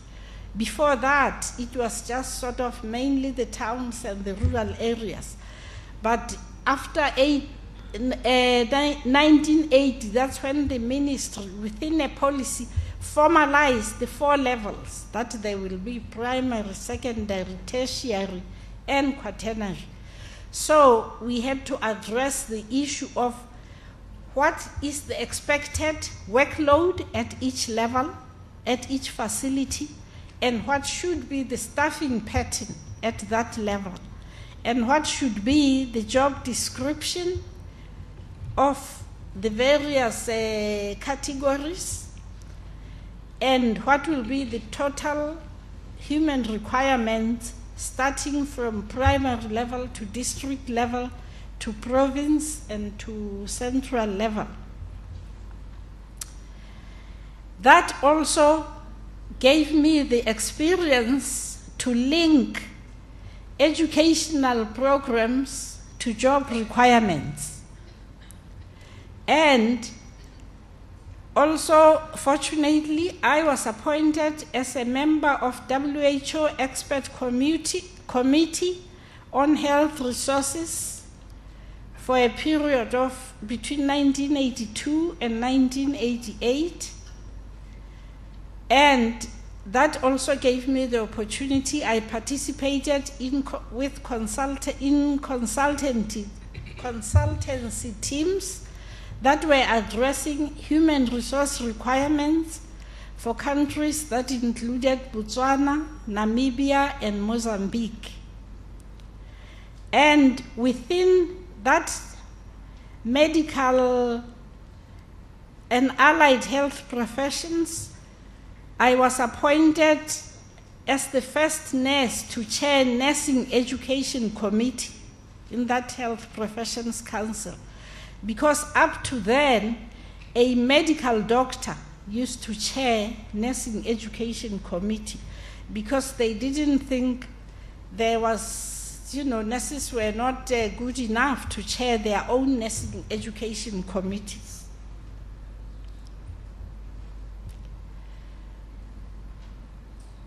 Shall we? Okay. ค่ะท่านก็พูดถึงพยาบาลในประเทศซัมบับเวซึ่งมีประมาณ30ท่านด้วย 30,000 คนด้วยกันนะคะซึ่งจะคิดเป็นประมาณ 80% ของกำลังคนทางสุขภาพของประเทศก็คือมีจำนวนมากที่สุดด้วยจำนวนตรงนั้นเนี่ยก็ทำให้พยาบาลมีการตื่นตัวว่าเขาเนี่ยไม่อยากที่จะอยู่สมัยนั้นมีสภาเขาเรียกว่า Medical and Allied Health Profession นะคะอยู่พยาบาลก็อยู่ตรงนั้นก็บอกว่าไม่ได้พยาบาลมีจำนวนมากก็ควรจะต้องมีสภาการพยาบาลของตนเองก็เรียกร้องให้เกิดตรงนั้นเรียกร้องให้เกิดจัดการศึกษาในมหาวิทยาลัยขึ้นนะคะแล้วก็ไม่ต้องการให้มองพยาบาลว่าเป็นเพียงกระดูกสันหลังของระบบสุขภาพแต่ต้องการจะให้มองว่าเขาคือมันสมองแห่งระบบสุขภาพนะคะ brain of the health system นะคะแล้วก็อีกหลายอย่างและเมื่อท่านสำเร็จการศึกษากลับมานั้นท่านเป็นผู้ที่รับปริญญาเอกคนแรกพยาบาลที่รับปริญญาเอกคนแรกของประเทศนะคะเหมือนกับดร. Pauline เนี่ยได้รับปริญญาโทเป็นคนแรกของประเทศแทนซาเนียเช่นกัน แล้วเมื่อท่านกลับมาท่านก็ได้รับงานหนึ่งก็คือเป็นตั้งให้เป็นผู้อำนวยการในเรื่องของการวางแผนกำลังคนทางสุขภาพของประเทศนะคะทำให้ท่านได้มองคำนวณถึงความต้องการกำลังคนทั้งหมดของทุกประเทศของแคตตากรีเนี่ยว่าควรจะมีเท่าไหร่อย่างไรแล้วก็ทำให้ท่านมองเห็นว่าในแต่ระดับของระบบบริการสุขภาพซึ่งก็เกิดมีการกำหนดระดับทุติยภูมิปฐมภูมิอะไรพวกนี้ว่าแต่ระดับนั้นเนี่ยควรจะมีกำลังคนเท่าไหร่ทำภาระงานอย่างไรก็ได้เกิดการพัฒนาในเรื่องของ job description ขึ้นมาด้วยนะคะก็มีหลายๆอย่างด้วยการประสบการณ์ในการทำงานกำลังคนของท่านก็ได้รับเชิญให้เป็นที่ปรึกษาในเรื่องกำลังคนนะคะขององค์การอนามัยโลกของแถบแอฟริกาแล้วก็ได้มีส่วนร่วมในการพัฒนาแผนกำลังคนของประเทศใกล้เคียงในแอฟริกาด้วยค่ะ The establishment of the Department of Nursing Science at the University of Zimbabwe, as I said, at that time there was only one university in the country. I was appointed as the first nursing senior lecturer of the University of Zimbabwe to establish the Department of Nursing Science. The department was established in 1987 to introduce degree programs for nurses. 3 other additional faculty members were added to the department. There were many challenges at that time. Among them, the major one, the department was located again in the Faculty of Medicine that is dominated by medical doctors. And because there was only one university in the country, the admission requirements were put at a very high level for A-level students because the university knew that normally it's not able to take in many students. And it was difficult at that time for nurses to have those requirements, prerequisites for university entry. So we started with very small numbers. Despite these challenges, the department grew and the numbers of students with relevant admission requirements increased steadily.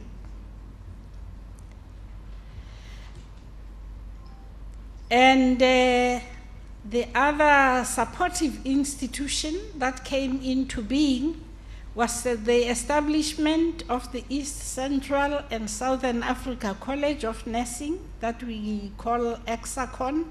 in 1990.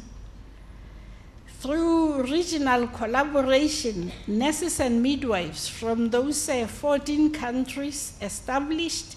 this college in 1990, and we were encouraged by nurses in West Africa who had already established such a college. EXACON provided a forum for exchange of experiences, of challenges and solutions, and has become a stronger voice through which nurses and midwives from the 14 countries are able to address ministers of health as a united body. You see, before that, there was not really anything that was unifying the nurses within the region. Many of the nurses went to conferences like ICN and the Commonwealth Nurses Federation, but those were sort of, distanced. They at least helped to expose the nurses to other experiences, but they didn't constitute a strong unifying body for nurses who had similar problems and similar challenges. So the organization and establishment of EXACON was a great enhancer, and when we shared the challenges that we had, many of the countries were also in the process of establishing the nurses degree programs at the university. And the ministers of health, because of this regional collaboration, the ministers of health themselves began to have specific important meetings where they met. And then the nurses were able to present to this team of ministers with one voice, the same concerns. And I think that shook other ministers who were not aware that, we thought those nurses in Zimbabwe talking of this degree. And the other one from Malawi said, we thought these nurses were going on a tangent, but they found nurses from the entire region were communicating the same language. So that was a good establishment for the nurses. The establishment of the master's degree in the Department of Nursing Science, again, through collaboration with Kellogg Foundation, the Department of Nursing Science received funding, because in our countries, sometimes the major excuse is, it's okay, we will start when we have funds.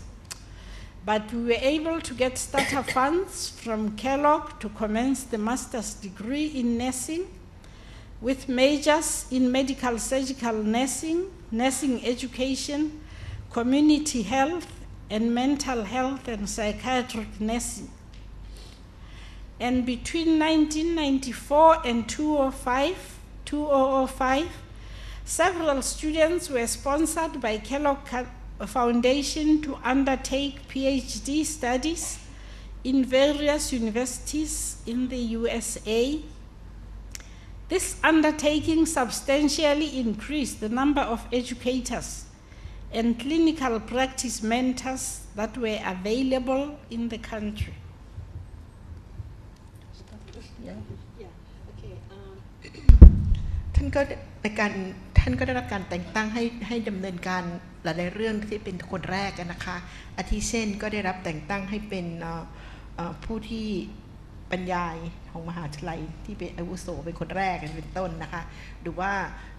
ท่านก็มีการเริ่มให้มีการจัดตั้งแผนกการพยาบาลขึ้นในมหาวิทยาลัยซิมบับเวก็เป็นครั้งแรกแต่ก็ความท้าทายก็คือว่าเนื่องจาก Department Nursing Science เนี่ยอยู่ภายใน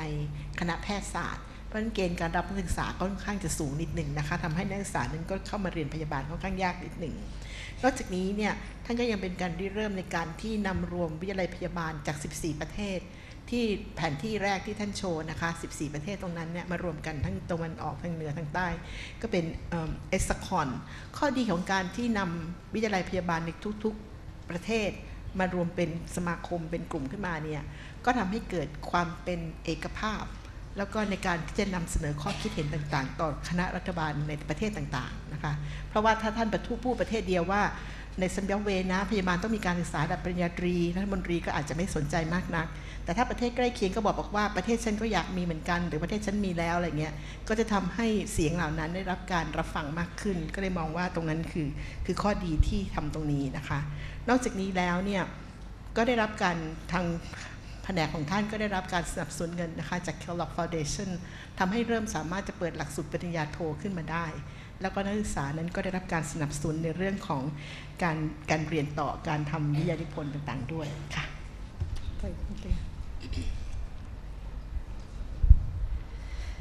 The success of these programs is confirmed by the fact that most senior positions in nursing and midwifery practice and education are now held by holders of master's degree, mainly from local universities.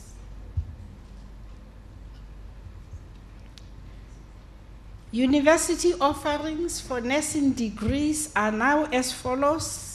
You know, since from when we had just one, there are 5 universities. 1 is a private university and 4 are government. They offer undergraduate degrees in nursing science. 2 universities offer master's degrees in various nursing specialties that include nursing or midwifery education, medical surgical nursing, community health nursing, mental health and psychiatric nursing.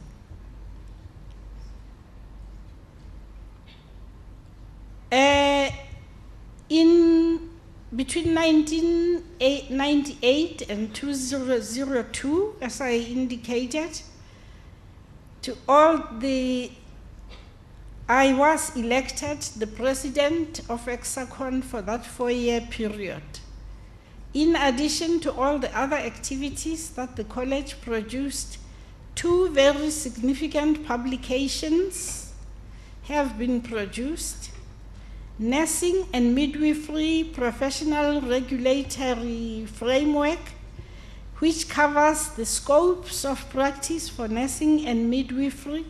standards of practice, and core content for each of the 2 professions. In other words, the college developed these documents to serve as a guideline for each of the 14 countries, so that each of the 14 countries can use that document as a guideline to develop country-specific requirements. Through a consultancy assignment, the Hexacon model,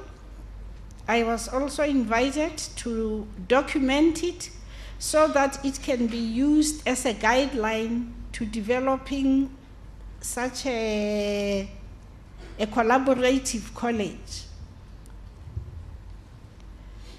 The establishment of the Nurses Council, as I indicated, from 1981, the nurses of Zimbabwe were insisting that they wanted a nursing council.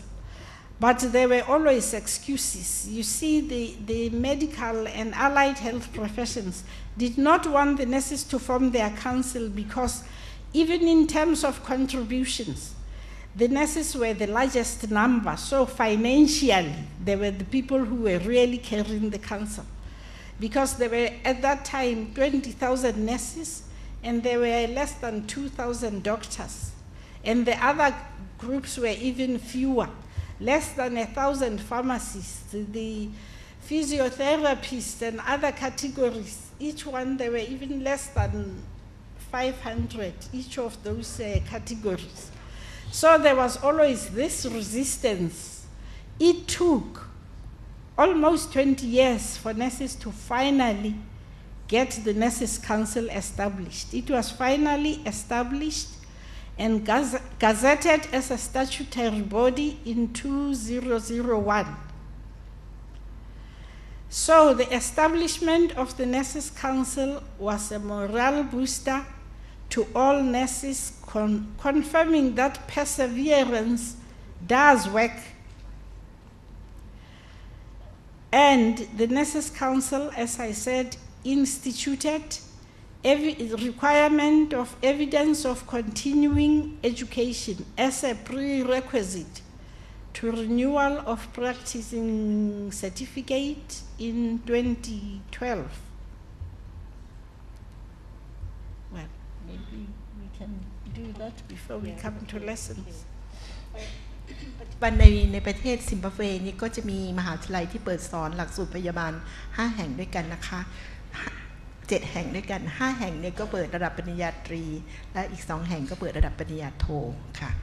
นอกจากนี้แล้วเนี่ยท่านก็จะพูดถึงว่าในกลุ่มของ Hexacon นี้เนี่ยก็ได้มีการจัดทำเอกสารหลายฉบับเรื่องหนึ่งที่สำคัญก็คือเรื่องของมาตรฐานการปฏิบัติการพยาบาลซึ่งทำให้ตรงนี้เนี่ยมันเป็นเหมือนมาตรฐานที่ทุกประเทศได้นำไปใช้แล้วก็ปรับให้เข้ากับบริบทของประเทศนั้นๆได้นะคะแล้วก็นอกจากนี้ท่านก็มีการจัดทำเขาเรียกว่าเอกสารในเรื่องของรูปแบบของการจัดสร้างความร่วมมือแบบ Hexacon อันนี้ขึ้นนะคะเพื่อที่ว่าเผื่อมหาวิทยาลัยอื่นๆอยากจะจัดทำความร่วมมือเช่นนี้ก็ได้ศึกษาจากรูปแบบนี้ได้ท่านก็กล่าวมาถึงเรื่องของสภาการพยาบาลว่าต้องใช้เวลานานเกือบ20 ปีนะคะกว่าสภาการพยาบาลนั้นจะจัดสร้างขึ้นได้โดยแยกตัวมาจาก Medical and Allied Health ทั้งนี้เป็นเพราะว่าอย่างที่จำได้ว่าพยาบาลเป็นบุคลากรจำนวนมากที่สุดนะคะในระบบสุขภาพเพราะฉะนั้นก็เสียค่าธรรมเนียมค่อนข้างสูงนะมีประมาณ 20,000 กว่าคนในขณะที่แพทย์มีแค่ 2,000 หรือว่าเภสัชมีประมาณแค่ 1,000 และวิชาชีพอื่นก็มีน้อยกว่า500 คนก็ไม่ค่อยได้เขาไม่ยอมให้เขาออกให้พยาบาลแยกตัวออกมาแต่ในที่สุดก็สำเร็จแล้วเขาบอกว่า preservation เหมือนท่านนายกพูดตอนต้นนะคะทำอะไรถ้าเราดูความรู้สึกว่าเป็นสิ่งที่ดีงามต้องมีความตั้งใจแล้วก็ต้องต่อสู้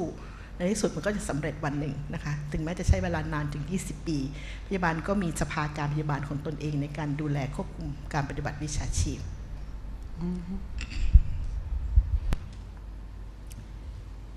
I The fourth area we are briefly looking at is lessons from the princess's life. We were sent a biography of this Princess Srinagarindra, so that when we get the award, we understand its origins. Really, reading that biography of the princess, one cannot help wondering how one person could have such an in-depth interest in so many areas as she had and achieve so much in one lifetime. I am sure all the nurses in Thailand have read the biography of this lady because it is quite outstanding and unique. Her understanding and successful determination to put into practice the concepts of lifelong learners. You know, some of these concepts, we have just come to talk about them in recent years. They were not always there. But she lived 100 years ago and already understood them clearly. Lifelong learners, healthcare projects that are accessible and affordable. You remember in the 1980s when primary healthcare came, these were like, you know, concepts we were waking up to when we talked about accessible, acceptable, affordable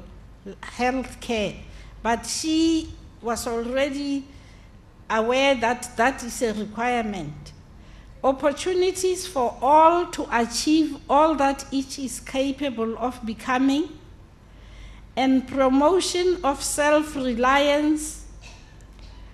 They confirmed that she was truly a royal mother from the sky, as she was referred to by the hill tribes. Her exemplary life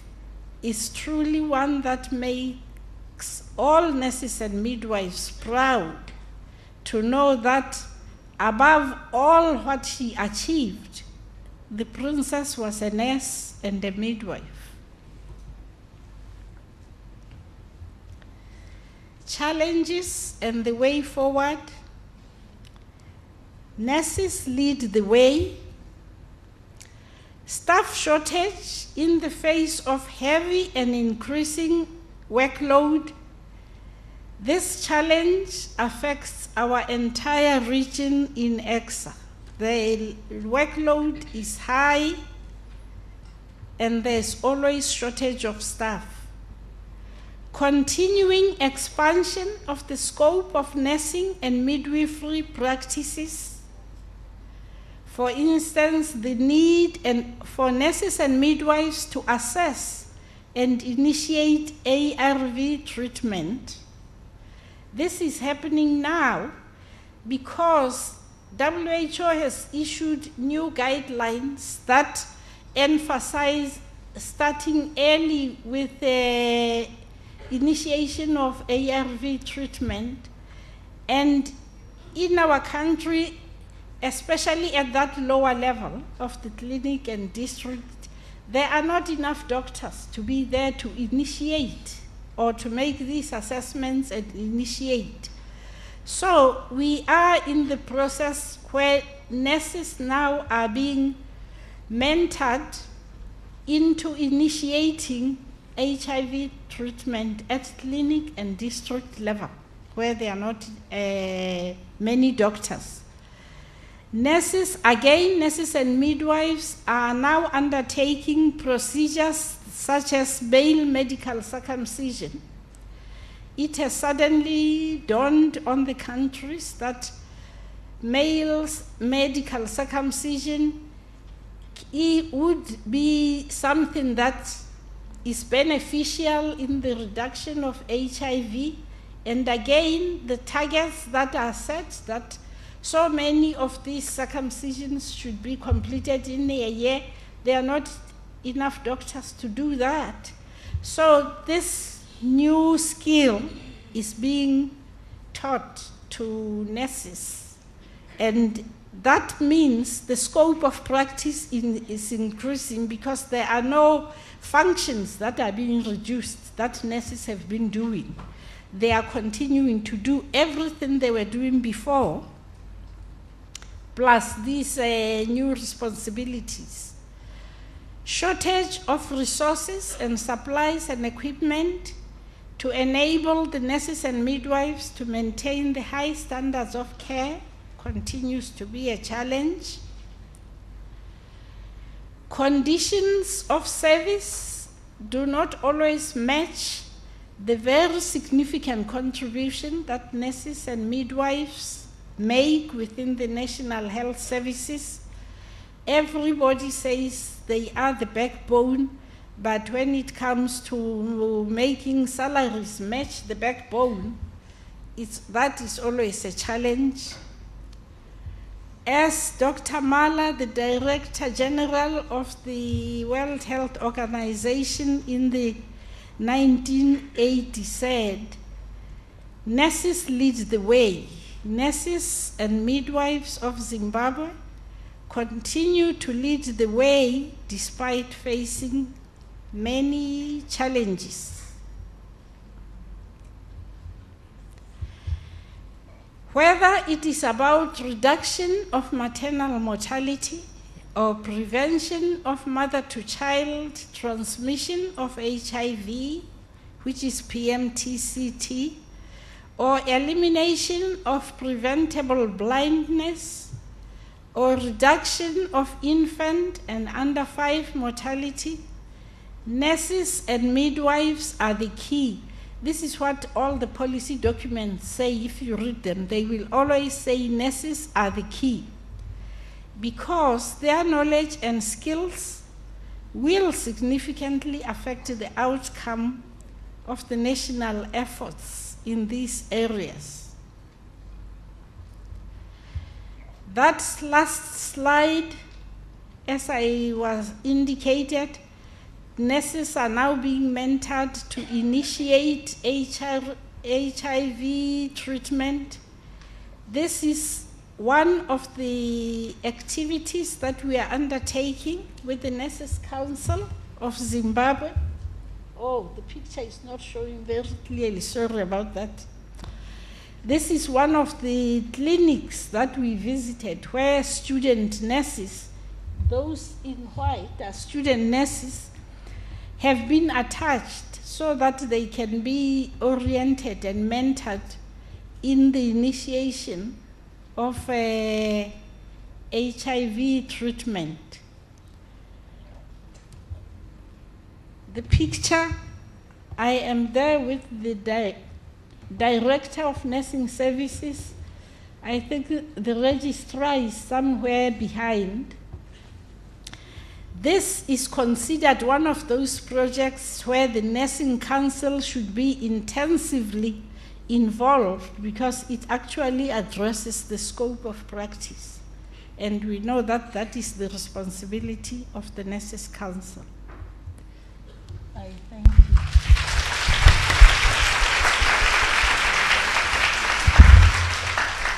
ท่านก็ได้กล่าวว่า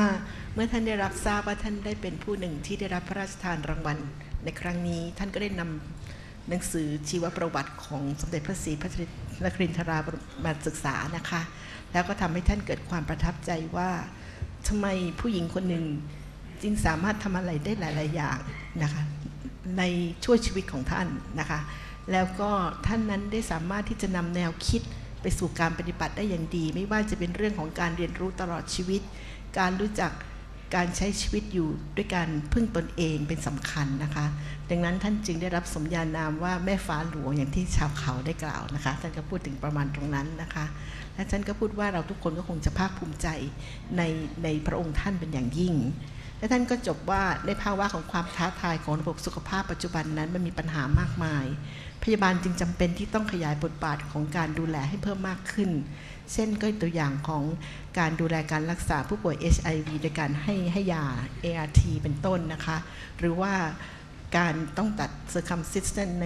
ในผู้ชายเพื่อป้องกัน HIV เหล่านี้แต่อย่างไรก็ตามนั้นเนี่ยท่านก็เชื่อว่าไม่ว่าจะมีปัญหาท้าทายขนาดไหนพยาบาลก็คงจะต้องเป็นผู้นำในเรื่องของสุขภาพต่อไปและภายใต้ของภาวะผู้นำและการมีระบบการดูแลที่ดีนั้นก็เชื่อว่าพยาบาลนั้นจะนำพาสุขภาพของประชาชนไปอย่างดียิ่งค่ะทั้งสองท่านก็ได้จบคำบรรยายพิเศษในวันนี้นะคะตรงนี้ก็คงเป็นโอกาสจะเรียนเชิญให้ท่านผู้สนใจได้แสดงความคิดเห็นหรือว่ามีคำถามที่จะเรียนถามผู้บรรยายนะคะจะเห็นว่าทั้งสองท่านนั้นเนี่ยใช้การศึกษานะเป็นตัวหลักในการที่จะพัฒนาวิชาชีพทำให้ท่านมีความคิดที่การศึกษาในต่างประเทศและอื่นๆทำให้เกิดโลกทัศน์ที่กว้างขึ้นและท่านก็นำแนวคิดเหล่านั้นเนี่ยมาพัฒนานะคะระบบการศึกษาและการบริการสภาการพยาบาลในประเทศของท่านเองค่ะเรียนเชิญเลยนะคะไมโครโฟนอยู่ตรงกลางค่ะไมโครโฟนอยู่ตรงกลางนะคะคือในการบรรยายวันนี้นะคะเนื่องจากท่านอาจารย์ปคินนะคะท่านก็กรุณาสรุปให้ทุกขั้นตอนนะคะก็มีความชัดเจนมากแล้วก็ตอนนี้ก็เที่ยงแล้วเที่ยงกว่านิดหน่อยแล้วนะคะแต่อย่างไรก็ตามนะคะถ้าจะมีสักคำถามหนึ่งนะคะก็you are very welcome to ask question เชิญค่ะเชิญที่ไมโครโฟนแนะนำตัวสักนิดนะคะ Would you please go to the microphone and introduce yourself before asking. Thank you.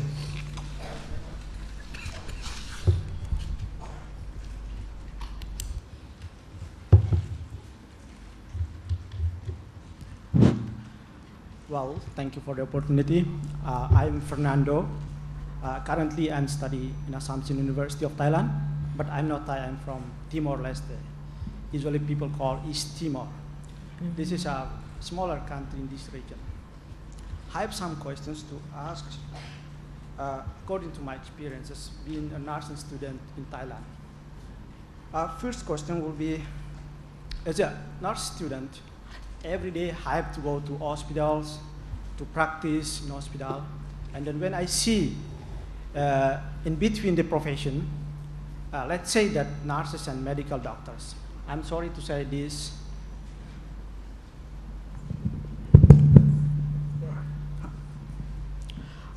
between medical profession and the nurses, when I see it, the nurses are very hardworking. They are very tired every day. But then when I ask to my teachers, what about the salary of the nurses? And they said, we are always lower than medical profession. So you are expert in nursing profession. In point of view of your view, should medical profession and nurses equal both salary and the image of the people? When people look at the nurses and the medical profession, we are should equally or not? This is first question. Next question is about, in your presentation, you have a very advanced level of education in nursing. But when those people finish their study, they mainly choose to work in city instead of the rural area. So what do you do in order to solve this problem? Because in the urban, rural area, there are very few shortage of the nurses. Do you provide any scholarship from people from the remote area in order to fulfill or in order to solve this problem? And then the last one is not question, but this is like suggestion. In this chance, I would like to suggest to the International Council of Nurses, as I am also one of the future generation of the nurses in my own country. Let's say that in our country we do not have license. When we graduate from the school, from university, we directly go to a hospital to work as a nurse. And also I heard from some people in our country that we are also the member of the ICN.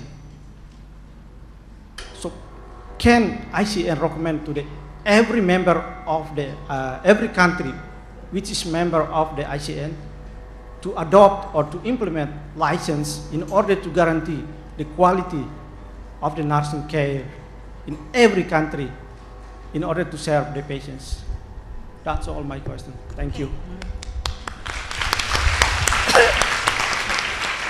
Who would like to respond? Would you like to respond first? He said 2 questions and 1 comment, but I think the last one also question. The question, I see.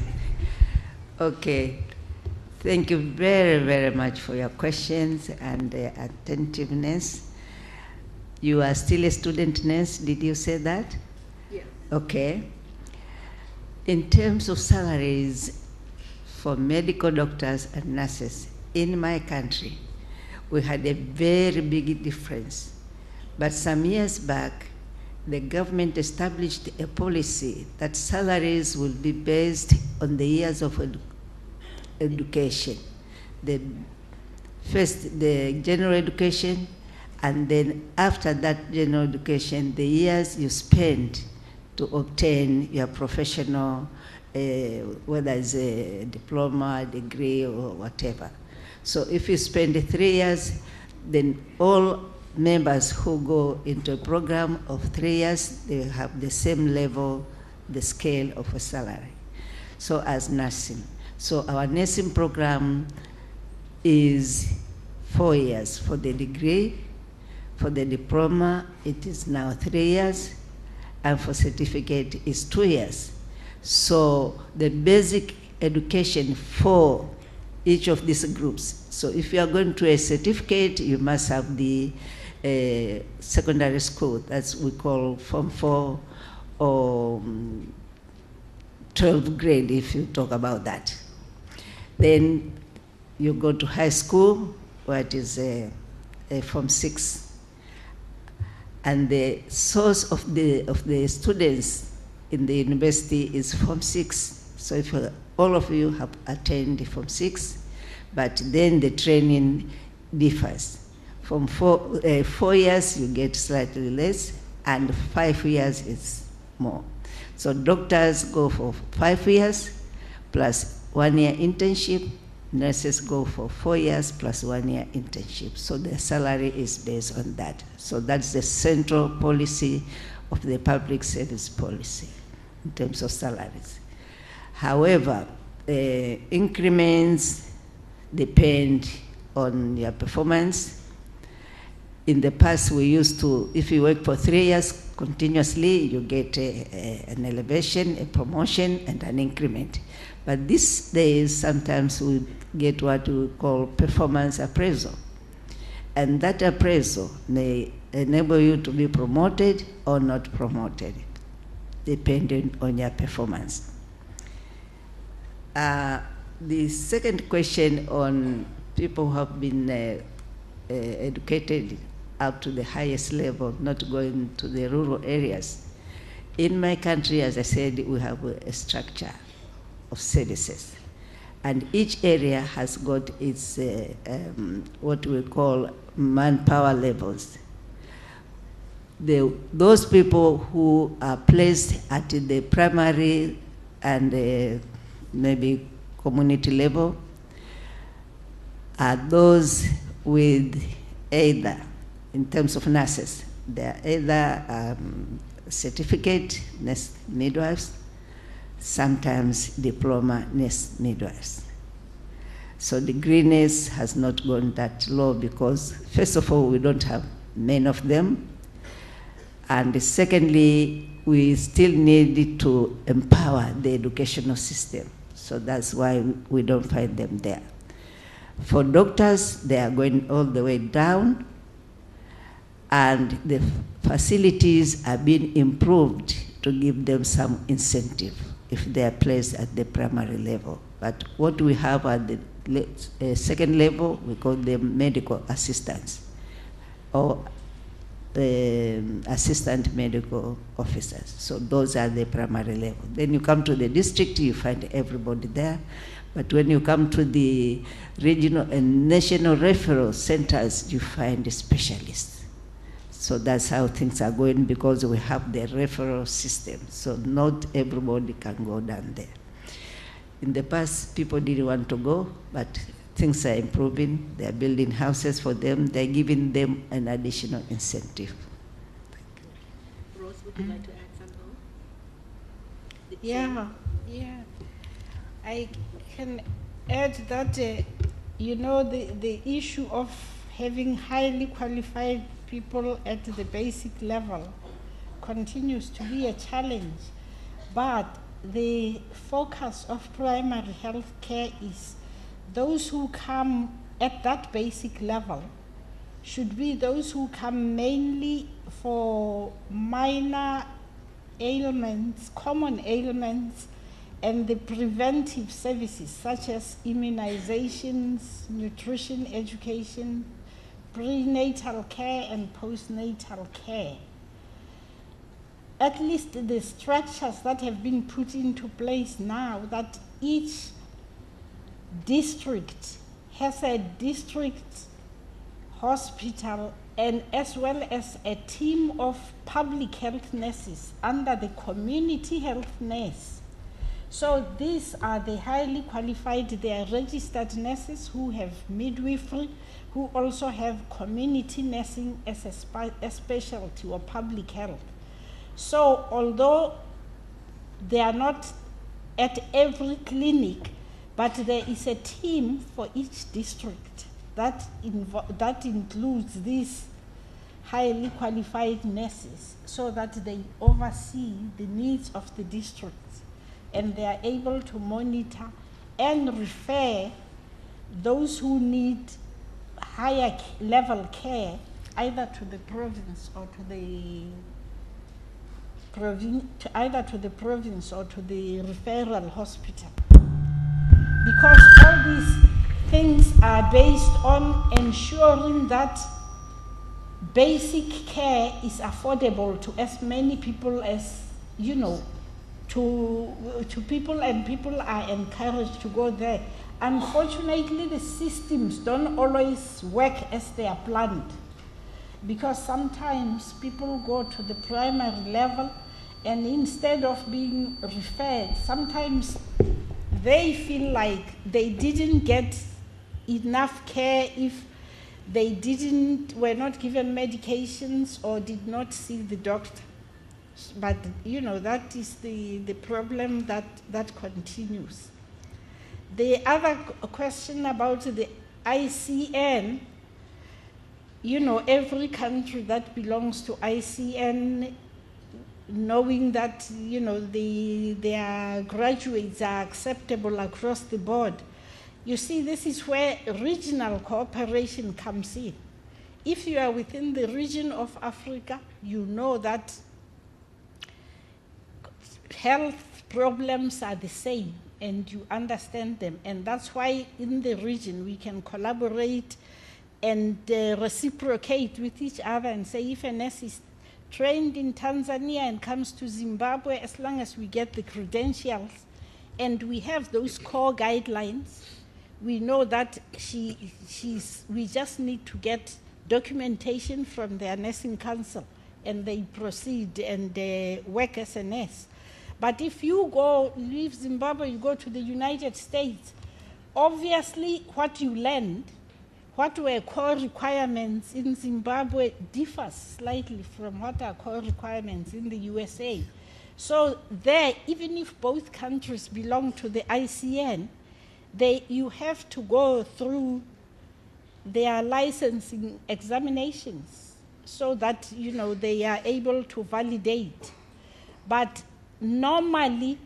they trust. This is why the role of nursing council is so important, because in many situations they will give you a temporal